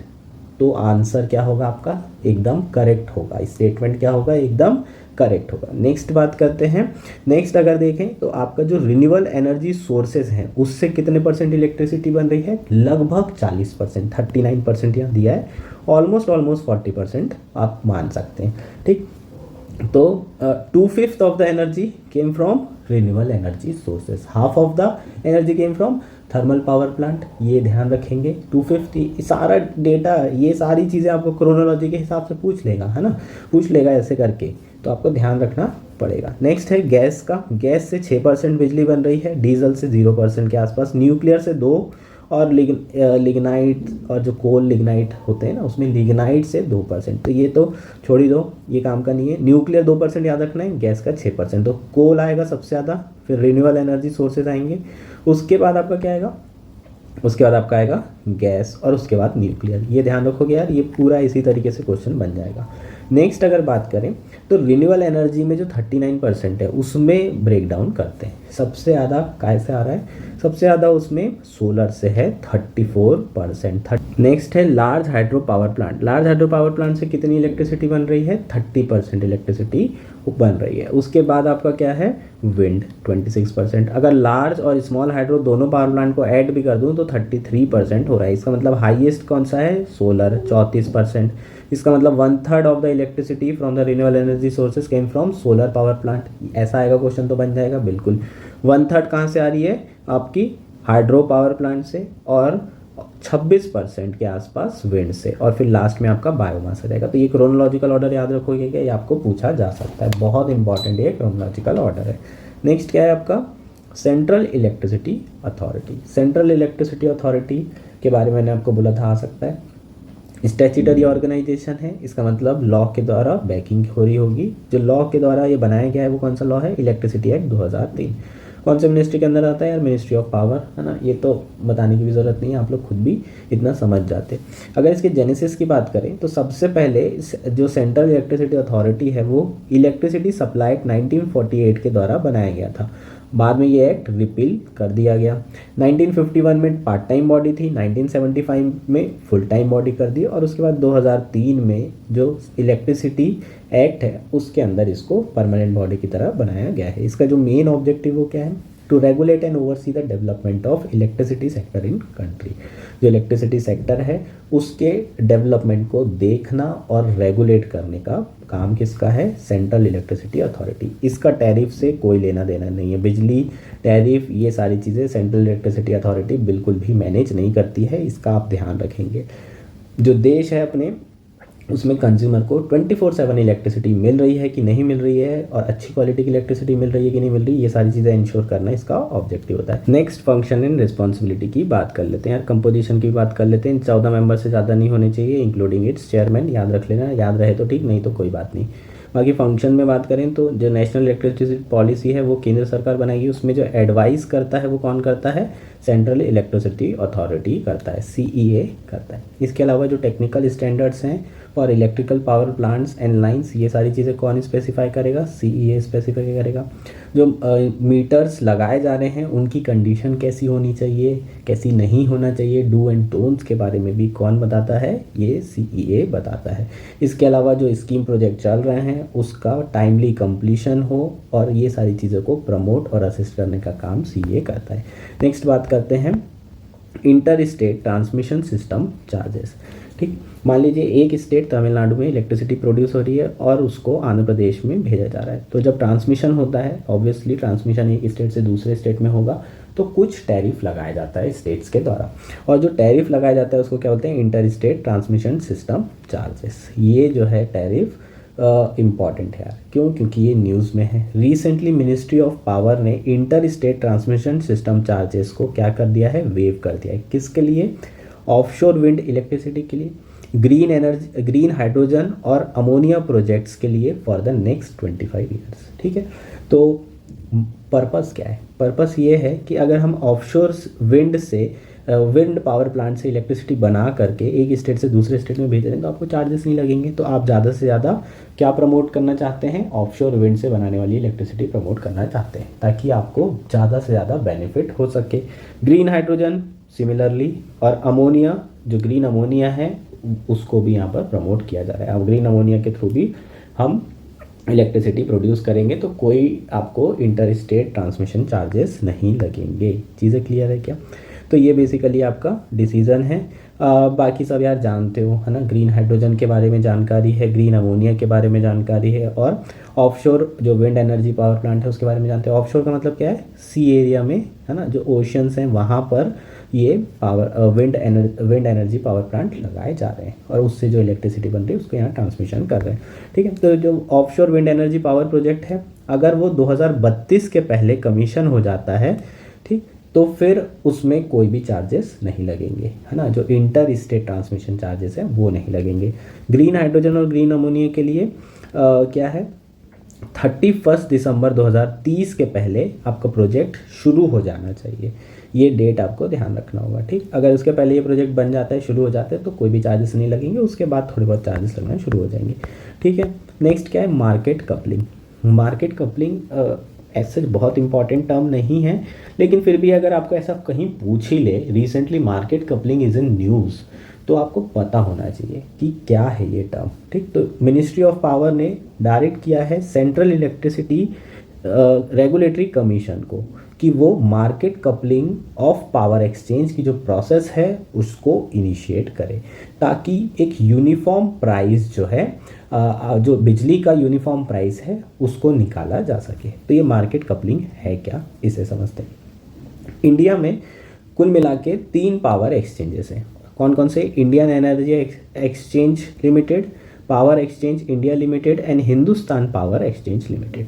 इन तीनों जो एक्सचेंजेस हैं यहाँ पर डिमांड और सप्लाई के हिसाब से जो मार्केट क्लियरिंग प्राइस है ना, डिमांड और सप्लाई के हिसाब से जो बेसिकली इलेक्ट्रिसिटी का प्राइस है वो डिसाइड होता है, लेकिन अलग अलग एक्सचेंजेस में अलग अलग प्राइस डिसाइड होता है। तो यहाँ पर क्या किया जा रहा है, एक सिंगल पावर ट्रेडिंग एंटिटी बनाई जा रही है विच will B owned by the government, और इस प्रोसेस को शुरू करने ही सरकार ने कहा है, किसको, सेंट्रल इलेक्ट्रिसिटी रेगुलेटरी कमीशन को। यहाँ पर CEA से कंफ्यूज मत होइएगा, हो सकता है आपको यहाँ पर सेंट्रल इलेक्ट्रिसिटी अथॉरिटी आ जाए, यहाँ पर CERC है, ये ध्यान रखेंगे डिफरेंस, नहीं तो फिर गड़बड़ हो जाएगा आपका क्वेश्चन में। ये क्यों कर रहे हैं, ताकि इलेक्ट्रिसिटी का एक सिंगल प्राइस आ सके, अलग अलग प्राइस ना हो, नहीं तो फिर कुछ लोग कहीं और से खरीदेंगे जहाँ पर सस्ते में मिल रहा होगा। तो ऐसे में जो डिस्क्रिपेंसीज है उसको ख़त्म करने के लिए मार्केट कपलिंग शुरू करने की बात की जा रही है। Market coupling will pave the way for one nation one grid one frequency and one price. जो मार्केट कपलिंग है उसके थ्रू हम एक सिंगल प्राइस इलेक्ट्रिसिटी का निकाल सकते हैं, ध्यान रखेंगे इसको। नेक्स्ट है electricity right of consumer amendment rules 2023। अब आप बोलोगे सर अभी पॉलिसी नहीं पढ़ा रहे थे, आप रूल्स पढ़ा रहे हो, अभी बोल रहे थे कि रूल्स नहीं आते। यार रूल्स जनरली नहीं आते, लेकिन the moment right of consumer आपको दिख जाए तो फालतू से फालतू न्यूज़ भी इंपॉर्टेंट हो जाती, क्योंकि इससे रिलेटेड बहुत बार क्वेश्चन यूपीएससी ने पूछा है। ये थीम है, फेवरेट थीम है, तो ये चीज़ें आपको समझना पड़ेगा कि क्या आपको पढ़ना है और क्या नहीं पढ़ना है। अननेसेसरली चीज़ें पढ़ेंगे, ध्यान नहीं रखेंगे तो ध्यान रहेगी नहीं, कोई फ़ायदा नहीं है। सब पढ़ते जा रहे हो, कुछ याद नहीं रहेगा, लेकिन क्या पढ़ के याद रखना है वो अगर पता चल जाए तो हमारे लिए चीज़ें आसान हो सकती है, वो मैं आपको बताते चलूँगा। तो ये इंपॉर्टेंट हो जाएगा क्योंकि राइट ऑफ कंज्यूमर से रिलेटेड बहुत क्वेश्चन पूछे गए हैं। तो रिसेंटली जो केंद्र सरकार है उन्होंने electricity right of consumer rules 2020 को अमेंड किया है। ये जो रूल्स है इसे अमेंड करके नए रूल्स नोटिफाई किए गए हैं। इस पर्टिकुलर जो रूल्स है उसका मेन पर्पस क्या था, जो कंज्यूमर हैं उन्हें रिलायबल सर्विस और क्वालिटी इलेक्ट्रिसिटी प्रोवाइड करना। जो नए अमेंडमेंट्स हैं उसके बारे में बात करेंगे। जो मेन ऑब्जेक्टिव है रूल्स के उसकी बात कर लेते हैं। जो इलेक्ट्रिसिटी कनेक्शंस हैं नए, जो रिफंड्स दिए जाने हैं या फिर कोई भी सर्विस प्रोवाइड करनी है, इस रूल्स के अंदर उसे क्लियर कट कहा है कि उसे टाइम बाउंड मैनर में करना पड़ेगा। अगर विलफुली डिसरिगार्ड किया जाता है कंज्यूमर के राइट्स को, तो जो डिस्ट्रीब्यूटर्स होंगे जो जिनके ऊपर क्लेम किया जा रहा है कि उन्होंने ये राइट्स को विलफुली डिसरिगार्ड किया है, उनके ऊपर पेनाल्टीज लग सकती है। जो सर्विस प्रोवाइडर होंगे उनके ऊपर पेनाल्टी लगाई जाएगी, कंपनसेशन कंज्यूमर को दिया जाएगा। ठीक, अब जो नए चेंजेस हैं उसको देख लेते हैं। एक चेंजेस बहुत इंपॉर्टेंट है, क्या है, introduction of the time of day tariff. Time of day tariff है क्या, ये समझते हैं।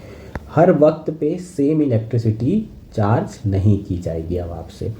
मतलब कुछ ऐसे घंटे होंगे जहाँ पर आपका जो यूनिट होगा उसका प्राइस बढ़ जाएगा, कुछ ऐसे आवर्स होंगे जहाँ पर आपका यूनिट इलेक्ट्रिसिटी का कम हो जाएगा। मतलब अगर आपका 7 रुपये पर यूनिट लग रहा है या पीक आवर्स में, तो मान लीजिए जो सोलर आवर्स होंगे उसमें आपको 5 रुपये लगेगा।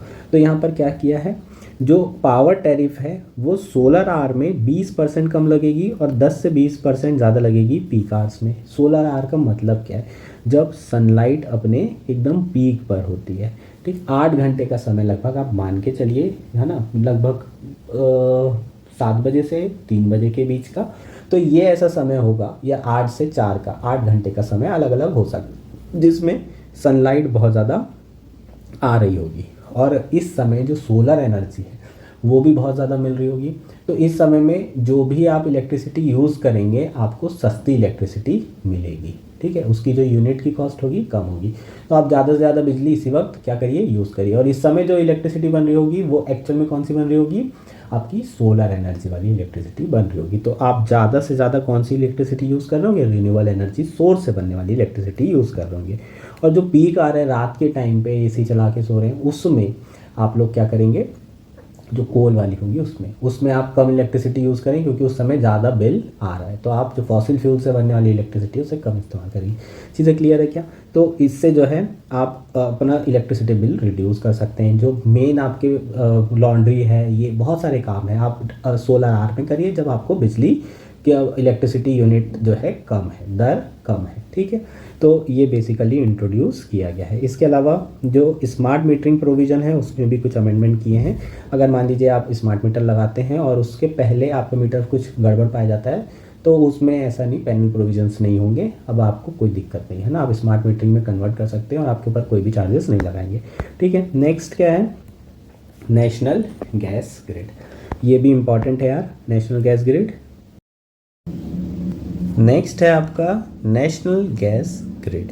ये न्यूज़ में क्यों है, क्योंकि जो बरौनी गुवाहाटी पाइपलाइन का बिहार वाला पोर्शन है वो रिसेंटली नेशनल ग्रिड से कनेक्ट किया गया है, और ये जो कनेक्ट करा जा रहा था प्रोजेक्ट ये कंप्लीट हुआ है। तो यहाँ पर हम पहले नेचुरल गैस के बारे में बात कर लें। जब भी नेचुरल गैस की बात होती है हमेशा CH4 चमकना चाहिए। वैसे तो नेचुरल गैस क्या होता है, मिक्सचर ऑफ गैसेस होता है which mainly consist of hydrocarbon. इसका मतलब CH4 होगा तो इथेन होगा, प्रोपेन होगा, ब्यूटेन होगा, ये सारे जो है गैसेस होंगी along with CO2 and nitrogen. लेकिन CH4 का अगर मैं वॉल्यूम की बात करूं तो 85% से ऊपर होता है। 85 to 90% के अराउंड CH4 का हमें क्या देखने को मिलता है कंपोजिशन में। ओवरऑल जो नेचुरल गैस है उसमें मिक्सचर में 85 to 90% वॉल्यूम देखने को मिलता है, ये आपको ध्यान रखना होगा। तो अगर जब भी नेचुरल गैस की बात कर रहे हैं तो हम लोग बाय एंड लार्ज मीथेन की ही बात कर रहे हैं। इसको अपने प्योर फॉर्म में यूज़ नहीं किया जाता, इसे पहले प्रोसेस किया जाता है, उसके बाद क्लीनर फ्यूल में कन्वर्ट करते हैं एंड देन इसे कंज्यूम करते हैं।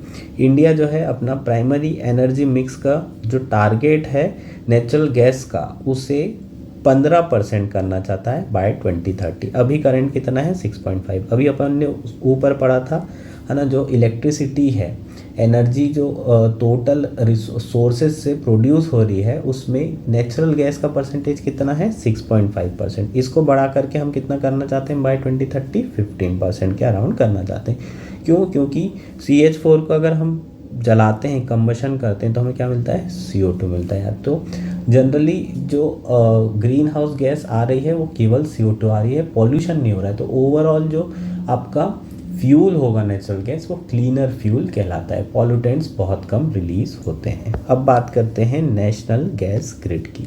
ये जो है नेचुरल गैस पाइपलाइन नेटवर्क है, इसके थ्रू हम जो मेजर सप्लाई और डिमांड सेंटर है उसको कनेक्ट कर रहे हैं। इसका मतलब मान लीजिए ये डिमांड सेंटर है और ये सप्लाई सेंटर है, तो यहाँ से पाइपलाइन बिछाई जा रही है और इन सबको कनेक्ट किया जा रहा है, जिसके थ्रू हम पूरे के पूरे जितने भी ऐसे सेंटर्स होंगे वहाँ पर सप्लाई और डिमांड की जा सकेगी पाइपलाइन के थ्रू, है ना। तो यहाँ पर हम क्या कर रहे हैं, एक जगह से दूसरी जगह पहुँचाने के लिए एक तरीके से नेचुरल गैस का ट्रांसपोर्टेशन सिस्टम डेवलप कर रहे हैं, पाइपलाइन डेवलप कर रहे हैं, ठीक। ये किसके अंडर आता है, petroleum and natural gas regulatory board. ये बहुत ज़्यादा इंपॉर्टेंट है, इस पे क्वेश्चन आपको आ सकता है। ये कई साल से न्यूज़ में, बहुत साल से न्यूज़ में, इसलिए ये ज़्यादा इम्पॉर्टेंट रहेगा। जो ऊपर चीज़ें मैंने बताई ये उतना इम्पॉर्टेंट नहीं है, इसको अच्छे से पढ़ेंगे।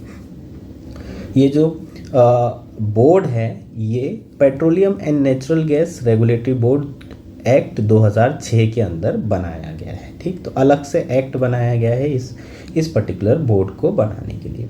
इसका जो मेन एम है वो कंज्यूमर के इंटरेस्ट को प्रोटेक्ट करना है, और इसके साथ साथ जो भी पेट्रोल या पेट्रोलियम प्रोडक्ट से रिलेटेड एंटिटीज़ हैं उनको जो है प्रोटेक्ट करने का काम करती है। और साथ में जो कॉम्पिटिटिव मार्केट्स हैं उन्हें प्रमोट करना है, नेचुरल गैस से रिलेटेड जो कॉम्पिटिटिव मार्केट्स हैं उन्हें प्रमोट करने का काम इसे करना है। इसके अलावा ये ओवरसी करती है gas exchange for trading of natural gas in India. जो गैस एक्सचेंज है उसको भी कौन रेगुलेट करता है? आपकी petroleum and natural gas regulatory board. इसके अलावा it is the authority to grant authorization to the entities for development of city gas distribution network. जो सिटी में गैस डिस्ट्रीब्यूशन नेटवर्क को डेवलप करने की अथॉरिटी है, जो डेवलप करने वाली एंटिटीज़ है उनको ये अथॉरिटी कौन देता है कि वो ये सारी चीज़ें डेवलप करें? ये PNGRB ही देता है। ठीक है, ये कौन सी मिनिस्ट्री के अंदर आता है? Petroleum and natural gas. ठीक, तो ये याद रखेंगे, इंपॉर्टेंट है। लास्ट है हमारा business innovation and entrepreneurship. Finally खत्म हो रही है आपकी विजन। ठीक, शुरू करते हैं, अभी भी बहुत बचा है। ठीक, कॉर्पोरेट सोशल रिस्पॉन्सिबिलिटी मेंस में बहुत बार क्वेश्चन आते हैं, इससे प्रीलिम्स में अभी तक नहीं आए हैं, आ सकते हैं यार, इसलिए इसे कवर करना ज़रूरी है। तो सबसे पहले CSR के बारे में बात करते हैं। CSR एप्लीकेबल किन कंपनियों के लिए होता है? जिनका नेट प्रॉफिट कम से कम 5 करोड़ या फिर उससे ज़्यादा हो, नेट वर्थ 500 करोड़ या उससे ज़्यादा हो, या टर्नओवर 1000 करोड़ या उससे ज़्यादा हो। जो ये 3 क्राइटेरिया में से कोई भी क्राइटेरिया फुलफिल कर रहे हैं वो सारी कंपनीज़ को क्या करना पड़ेगा? CSR स्पेंडिंग करनी पड़ेगी, कॉर्पोरेट सोशल रिस्पॉन्सिबिलिटी स्पेंडिंग करनी पड़ेगी। ठीक, तो अब कॉर्पोरेट सोशल रिस्पॉन्सिबिलिटी होता क्या है? लेट्स से आपकी कंपनी है, आप कॉर्पोरेट सेक्टर में एक बहुत जानी मानी कंपनी है, तो आप अपना कुछ प्रॉफिट का कुछ परसेंट समाज के लिए खर्चा करेंगे, समाज की बेहतरी के लिए करेंगे, क्योंकि आप कैपिटलिस्ट हैं। आप कैपिटलिस्ट हैं तो आप जितना प्रॉफिट हो सब अपने पास रखना चाहें, तो ऐसे में कंसंट्रेशन ऑफ वेल्थ हो सकता है। तो आप वॉलेंटरली तो कर नहीं रहे हैं, फिलैंथ्रॉफी में तो के थ्रू कर नहीं रहे हैं, तो सरकार ने कॉर्पोरेट सोशल रिस्पॉन्सिबिलिटी के अंदर ये कहा कि आप कुछ परसेंट जो है एजुकेशन फील्ड में या फिर हेल्थ फील्ड में या फिर किसी और सेक्टर में जिसके थ्रू ओवरऑल समाज का डेवलपमेंट हो, सोसाइटी का डेवलपमेंट हो, सोशल डेवलपमेंट हो, ऐसी एक्टिविटी आपको करना ज़रूरी है। और इसी को हम क्या होते हैं? कॉर्पोरेट सोशल रिस्पॉन्सिबिलिटी बोलते हैं। तो 2013 के पहले ऐसा कोई एक्ट नहीं था, लेकिन कंपनी एक्ट 2013 में ये मैंडेट कर दिया गया, मैंडेटरी कर दिया गया कि सबको CSR स्पेंडिंग करनी पड़ेगी। जो भी कंपनी ये 3 क्राइटेरिया में से कोई भी क्राइटेरिया क्या कर रही है? फुलफिल कर रही है। तो 135 सेक्शन ऑफ कंपनी एक्ट 2013 के अंदर जो CSR से रिलेटेड प्रोविजन है उसको बताया गया है। इसके अलावा जो 7 शेड्यूल है कंपनी एक्ट 2013 का, उसमें बताया गया है कि कौन कौन से एक्टिविटी कॉर्पोरेट सोशल रिस्पॉन्सिबिलिटी के अंदर आती है, whether it's education, whether it's health, और जो भी एक्टिविटीज़ होंगी वो कौन कौन सी एक्टिविटीज़ है CSR के अंदर आप जो है उस एक्टिविटी में खर्चा कर सकते हैं। ठीक, कंपनी को 2% of its average net profit for its preceding 3 financial years इतना जो है खर्चा करना पड़ेगा। मतलब उसका जो पिछले 3 साल का एवरेज निकालेंगे प्रॉफिट का, उसका 2% क्या करना है? CSR स्पेंडिंग करनी है, ये क्राइटेरिया फॉलो होने के बाद। ठीक, और इसके अलावा जो कंपनीज़ हैं उनको एनुअली रिपोर्ट भी फाइल करनी पड़ेगी MCA 21 रजिस्ट्री में, है ना। मिनिस्ट्री ऑफ कॉर्पोरेट अफेयर्स के पास ये रिपोर्ट देनी पड़ेगी कि उन्होंने इस साल क्या क्या एक्टिविटीज़ की, CSR के अंदर कितना पैसा खर्चा किया, कितना नहीं किया। अगर वो कंप्लाई नहीं करते हैं, CSR के जो एक्टिविटीज़ हैं उसमें का पैसा खर्चा नहीं करते हैं, तो ये सिविल रॉन्ग होगा। पहले ये क्रिमिनल ऑफेंस था, इसको 2021 में चेंज करके सिविल ऑफेंस कर दिया। मतलब उनके ऊपर अब पेनाल्टी लगाई जा सकती है, फाइन लगाया जा सकता है, उन्हें जेल वेल नहीं होगी, सिविल क्रिमिनल ऑफेंस नहीं है अब। ठीक, अगर आप चाहें तो कुछ ऐसे फंड हैं जिस पे आप डायरेक्टली पैसा दे सकते हैं और उसको CSR स्पेंडिंग माना जाएगा। कैसे फंड? जैसे कि PM केयर फंड, आप इसमें अगर पैसा देते हैं तो वो CSR स्पेंडिंग में आ जाएगा। इसके अलावा स्वच्छ भारत कोष, clean Ganga fund, prime minister national relief fund, ये 4 फंड ऐसे हैं जिसमें आप अगर पैसा देंगे तो आपको कोई एक्टिविटी करने की ज़रूरत नहीं है। अब CSR स्पेंडिंग के ट्रेंड की बात कर लेते हैं। 2014-15 से CSR बहुत ज़्यादा बढ़ा है, 150% राइस। ऐसा क्यों? क्योंकि 2013 में मैंडेटरी कर दिया गया था कंपनी एक्ट के अंदर। 26,000 करोड़ लगभग इन्वेस्ट किए गए हैं बाय मोर देन 18,000 कंपनीज़ के द्वारा। मेजरली जो पैसा स्पेंड किया जा रहा है वो एजुकेशन और हेल्थ में, 29% हेल्थ में और 24% 25% एजुकेशन सेक्टर में। बाकी सेक्टर्स में इतना ज़्यादा नहीं हो रहा है। जो क्लाइमेट से रिलेटेड कमिटमेंट्स हैं तो एनवायरनमेंट सेक्टर में भी स्पेंडिंग पिछले कुछ सालों में डबल हुई है। और ओवरऑल देखें तो स्पेंडिंग जो है clean Ganga fund, drinking water और स्लम एरिया डेवलपमेंट में भी बढ़ी है। लेकिन जो टेक्नोलॉजी इंक्यूबेटर्स हैं, जो स्टार्टअप वगैरह हैं, इनसे रिलेटेड चीज़ों में स्पेंडिंग बहुत कम हो रही है। तो ये हमारे लिए चिंता की बात है। ठीक, recently company CSR policy amendment rules 2021 की बात करते हैं। 2-3 चीज़ें इसमें इंपॉर्टेंट है, जैसे कि इम्पैक्ट असेसमेंट किया जाएगा बाय इंडिपेंडेंट एजेंसी। जो कंपनी है वो अगर 10 करोड़ से ज़्यादा खर्चा कर रही है CSR स्पेंडिंग में, तो उसका इम्पैक्ट क्या पड़ रहा है वो देखा जाएगा और उसके लिए एक इम्पैक्ट असेसमेंट किया जाएगा एक इंडिपेंडेंट एजेंसी के द्वारा। इसके अलावा जो एडमिनिस्ट्रेटिव ओवरहेड कॉस्ट है वो 5% से ज़्यादा नहीं होना चाहिए। इसका मतलब मान लो आप 10 करोड़ इन्वेस्ट कर रहे हो और आपने उस प्रोजेक्ट को 10 करोड़ जो भी आपका CSR फंडिंग थी उसमें आपने एडमिनिस्ट्रेटिव खर्चा है ना, पूरे लोगों को रखना, रिक्रूट करना, उसमें ही 2-3 करोड़ रुपए लगा दिए, 25% आपका एडमिनिस्ट्रेटिव खर्चा हो गया। तो कोई फ़ायदा नहीं है, 5% ज़्यादा एडमिनिस्ट्रेटिव ओवरहेड होना नहीं चाहिए। और जो आपका ऑनगोइंग प्रोजेक्ट है वो 3 साल से ज़्यादा लंबा नहीं होना चाहिए अगर मल्टी ईयर प्रोजेक्ट है भी तो। इसके अलावा एक CSR कमेटी बनाई जाएगी जो अनस्पेंड CSR अमाउंट के लिए रिस्पॉन्सिबल होगी। जो भी अनस्पेंड CSR अमाउंट होगा वो ये कमेटी जो है एनालाइज करेगी कि इसका क्या करना है। ठीक, तो ये आपका क्या हो जाएगा, कॉर्पोरेट सोशल रिस्पॉन्सिबिलिटी हो जाएगा। नेक्स्ट है Indian companies in international financial service centre. IFSC के ऊपर अभी तक प्रीलिम्स में क्वेश्चन नहीं आया है, इसलिए ये बहुत इंपॉर्टेंट है। न्यूज़ में क्यों है, क्योंकि हमारी जो फाइनेंस मिनिस्टर है उन्होंने कहा है कि इंडियन कंपनी अब डायरेक्टली लिस्ट कर सकती हैं, कहाँ पर, इंटरनेशनल फाइनेंशियल सर्विस सेंटर में। IFSC में ये कंपनीज लिस्टेड हो सकती हैं। ठीक, प्रेजेंटली न्यूज़ में क्यों है, क्योंकि अभी अगर हम स्टेटस देखें तो जो इंडियन कंपनीज़ हैं वो डायरेक्टली अपनी सिक्योरिटीज़ को फॉरेन एक्सचेंज में लिस्ट नहीं कर सकती without getting themselves listed in domestic stock exchange. इसका मतलब NSE, BSE और जितने भी डोमेस्टिक एक्सचेंज हैं उनमें से किसी ना किसी में इनको पहले लिस्ट करना पड़ेगा, उसके बाद ही जो अब्रॉड फॉरेन स्टॉक एक्सचेंज है वहाँ पर ये कंपनी लिस्ट की जा सकती है। हालांकि केंद्र सरकार ने 2020 में अमेंडमेंट कर दिए थे कंपनी एक्ट में, जिसमें direct listing of Indian companies on foreign exchange stock exchange allow कर दिया गया था। और फाइनली अब जो कंपनीज़ हैं उन्हें इंटरनेशनल फाइनेंशियल सर्विस सेंटर में भी डायरेक्टली लिस्ट करने के लिए अलाउ कर दिया गया। IFSC एक तरीके से क्या है, फाइनेंशियल सेक्टर का एक SEZ की तरह है ना। और यहाँ पर भी बेसिकली क्या हो रहा है, एक फॉरेन टेरिटरी की तरह ये बिहेव कर रहा है, लेकिन यहाँ पर फाइनेंशियल सर्विस प्रोवाइड की जा रही है। करेंटली इंडियन कंपनीज कैसे पैसे रेस करती है, थ्रू ADR और GDR। इसके बारे में आपने पढ़ा होगा, अमेरिकन डिपॉजिटरी रिसीट्स और ग्लोबल डिपॉजिटरी रिसीट्स। क्या करते हैं हम, ये बेसिकली जो डिपॉजिटरी रिसीट्स है वो होती क्या है, ये इंस्ट्रूमेंट है which is used by domestic company to raise money outside the country. ये क्या करते हैं, जो फॉरेन बैंक्स होते हैं वो इंडिया की जो कंपनी होगी उससे शेयर्स खरीद लेंगे और इनको डिपॉजिटरी रिसीट्स इशू कर दी जाती है। ये डिपॉजिटरी रिसीट्स को जो एक्सचेंज स्टॉक एक्सचेंज होता है उसमें क्या कर दिया जाता है, लिस्ट कर दिया जाता है और उसके बाद इसकी ट्रेडिंग होती है।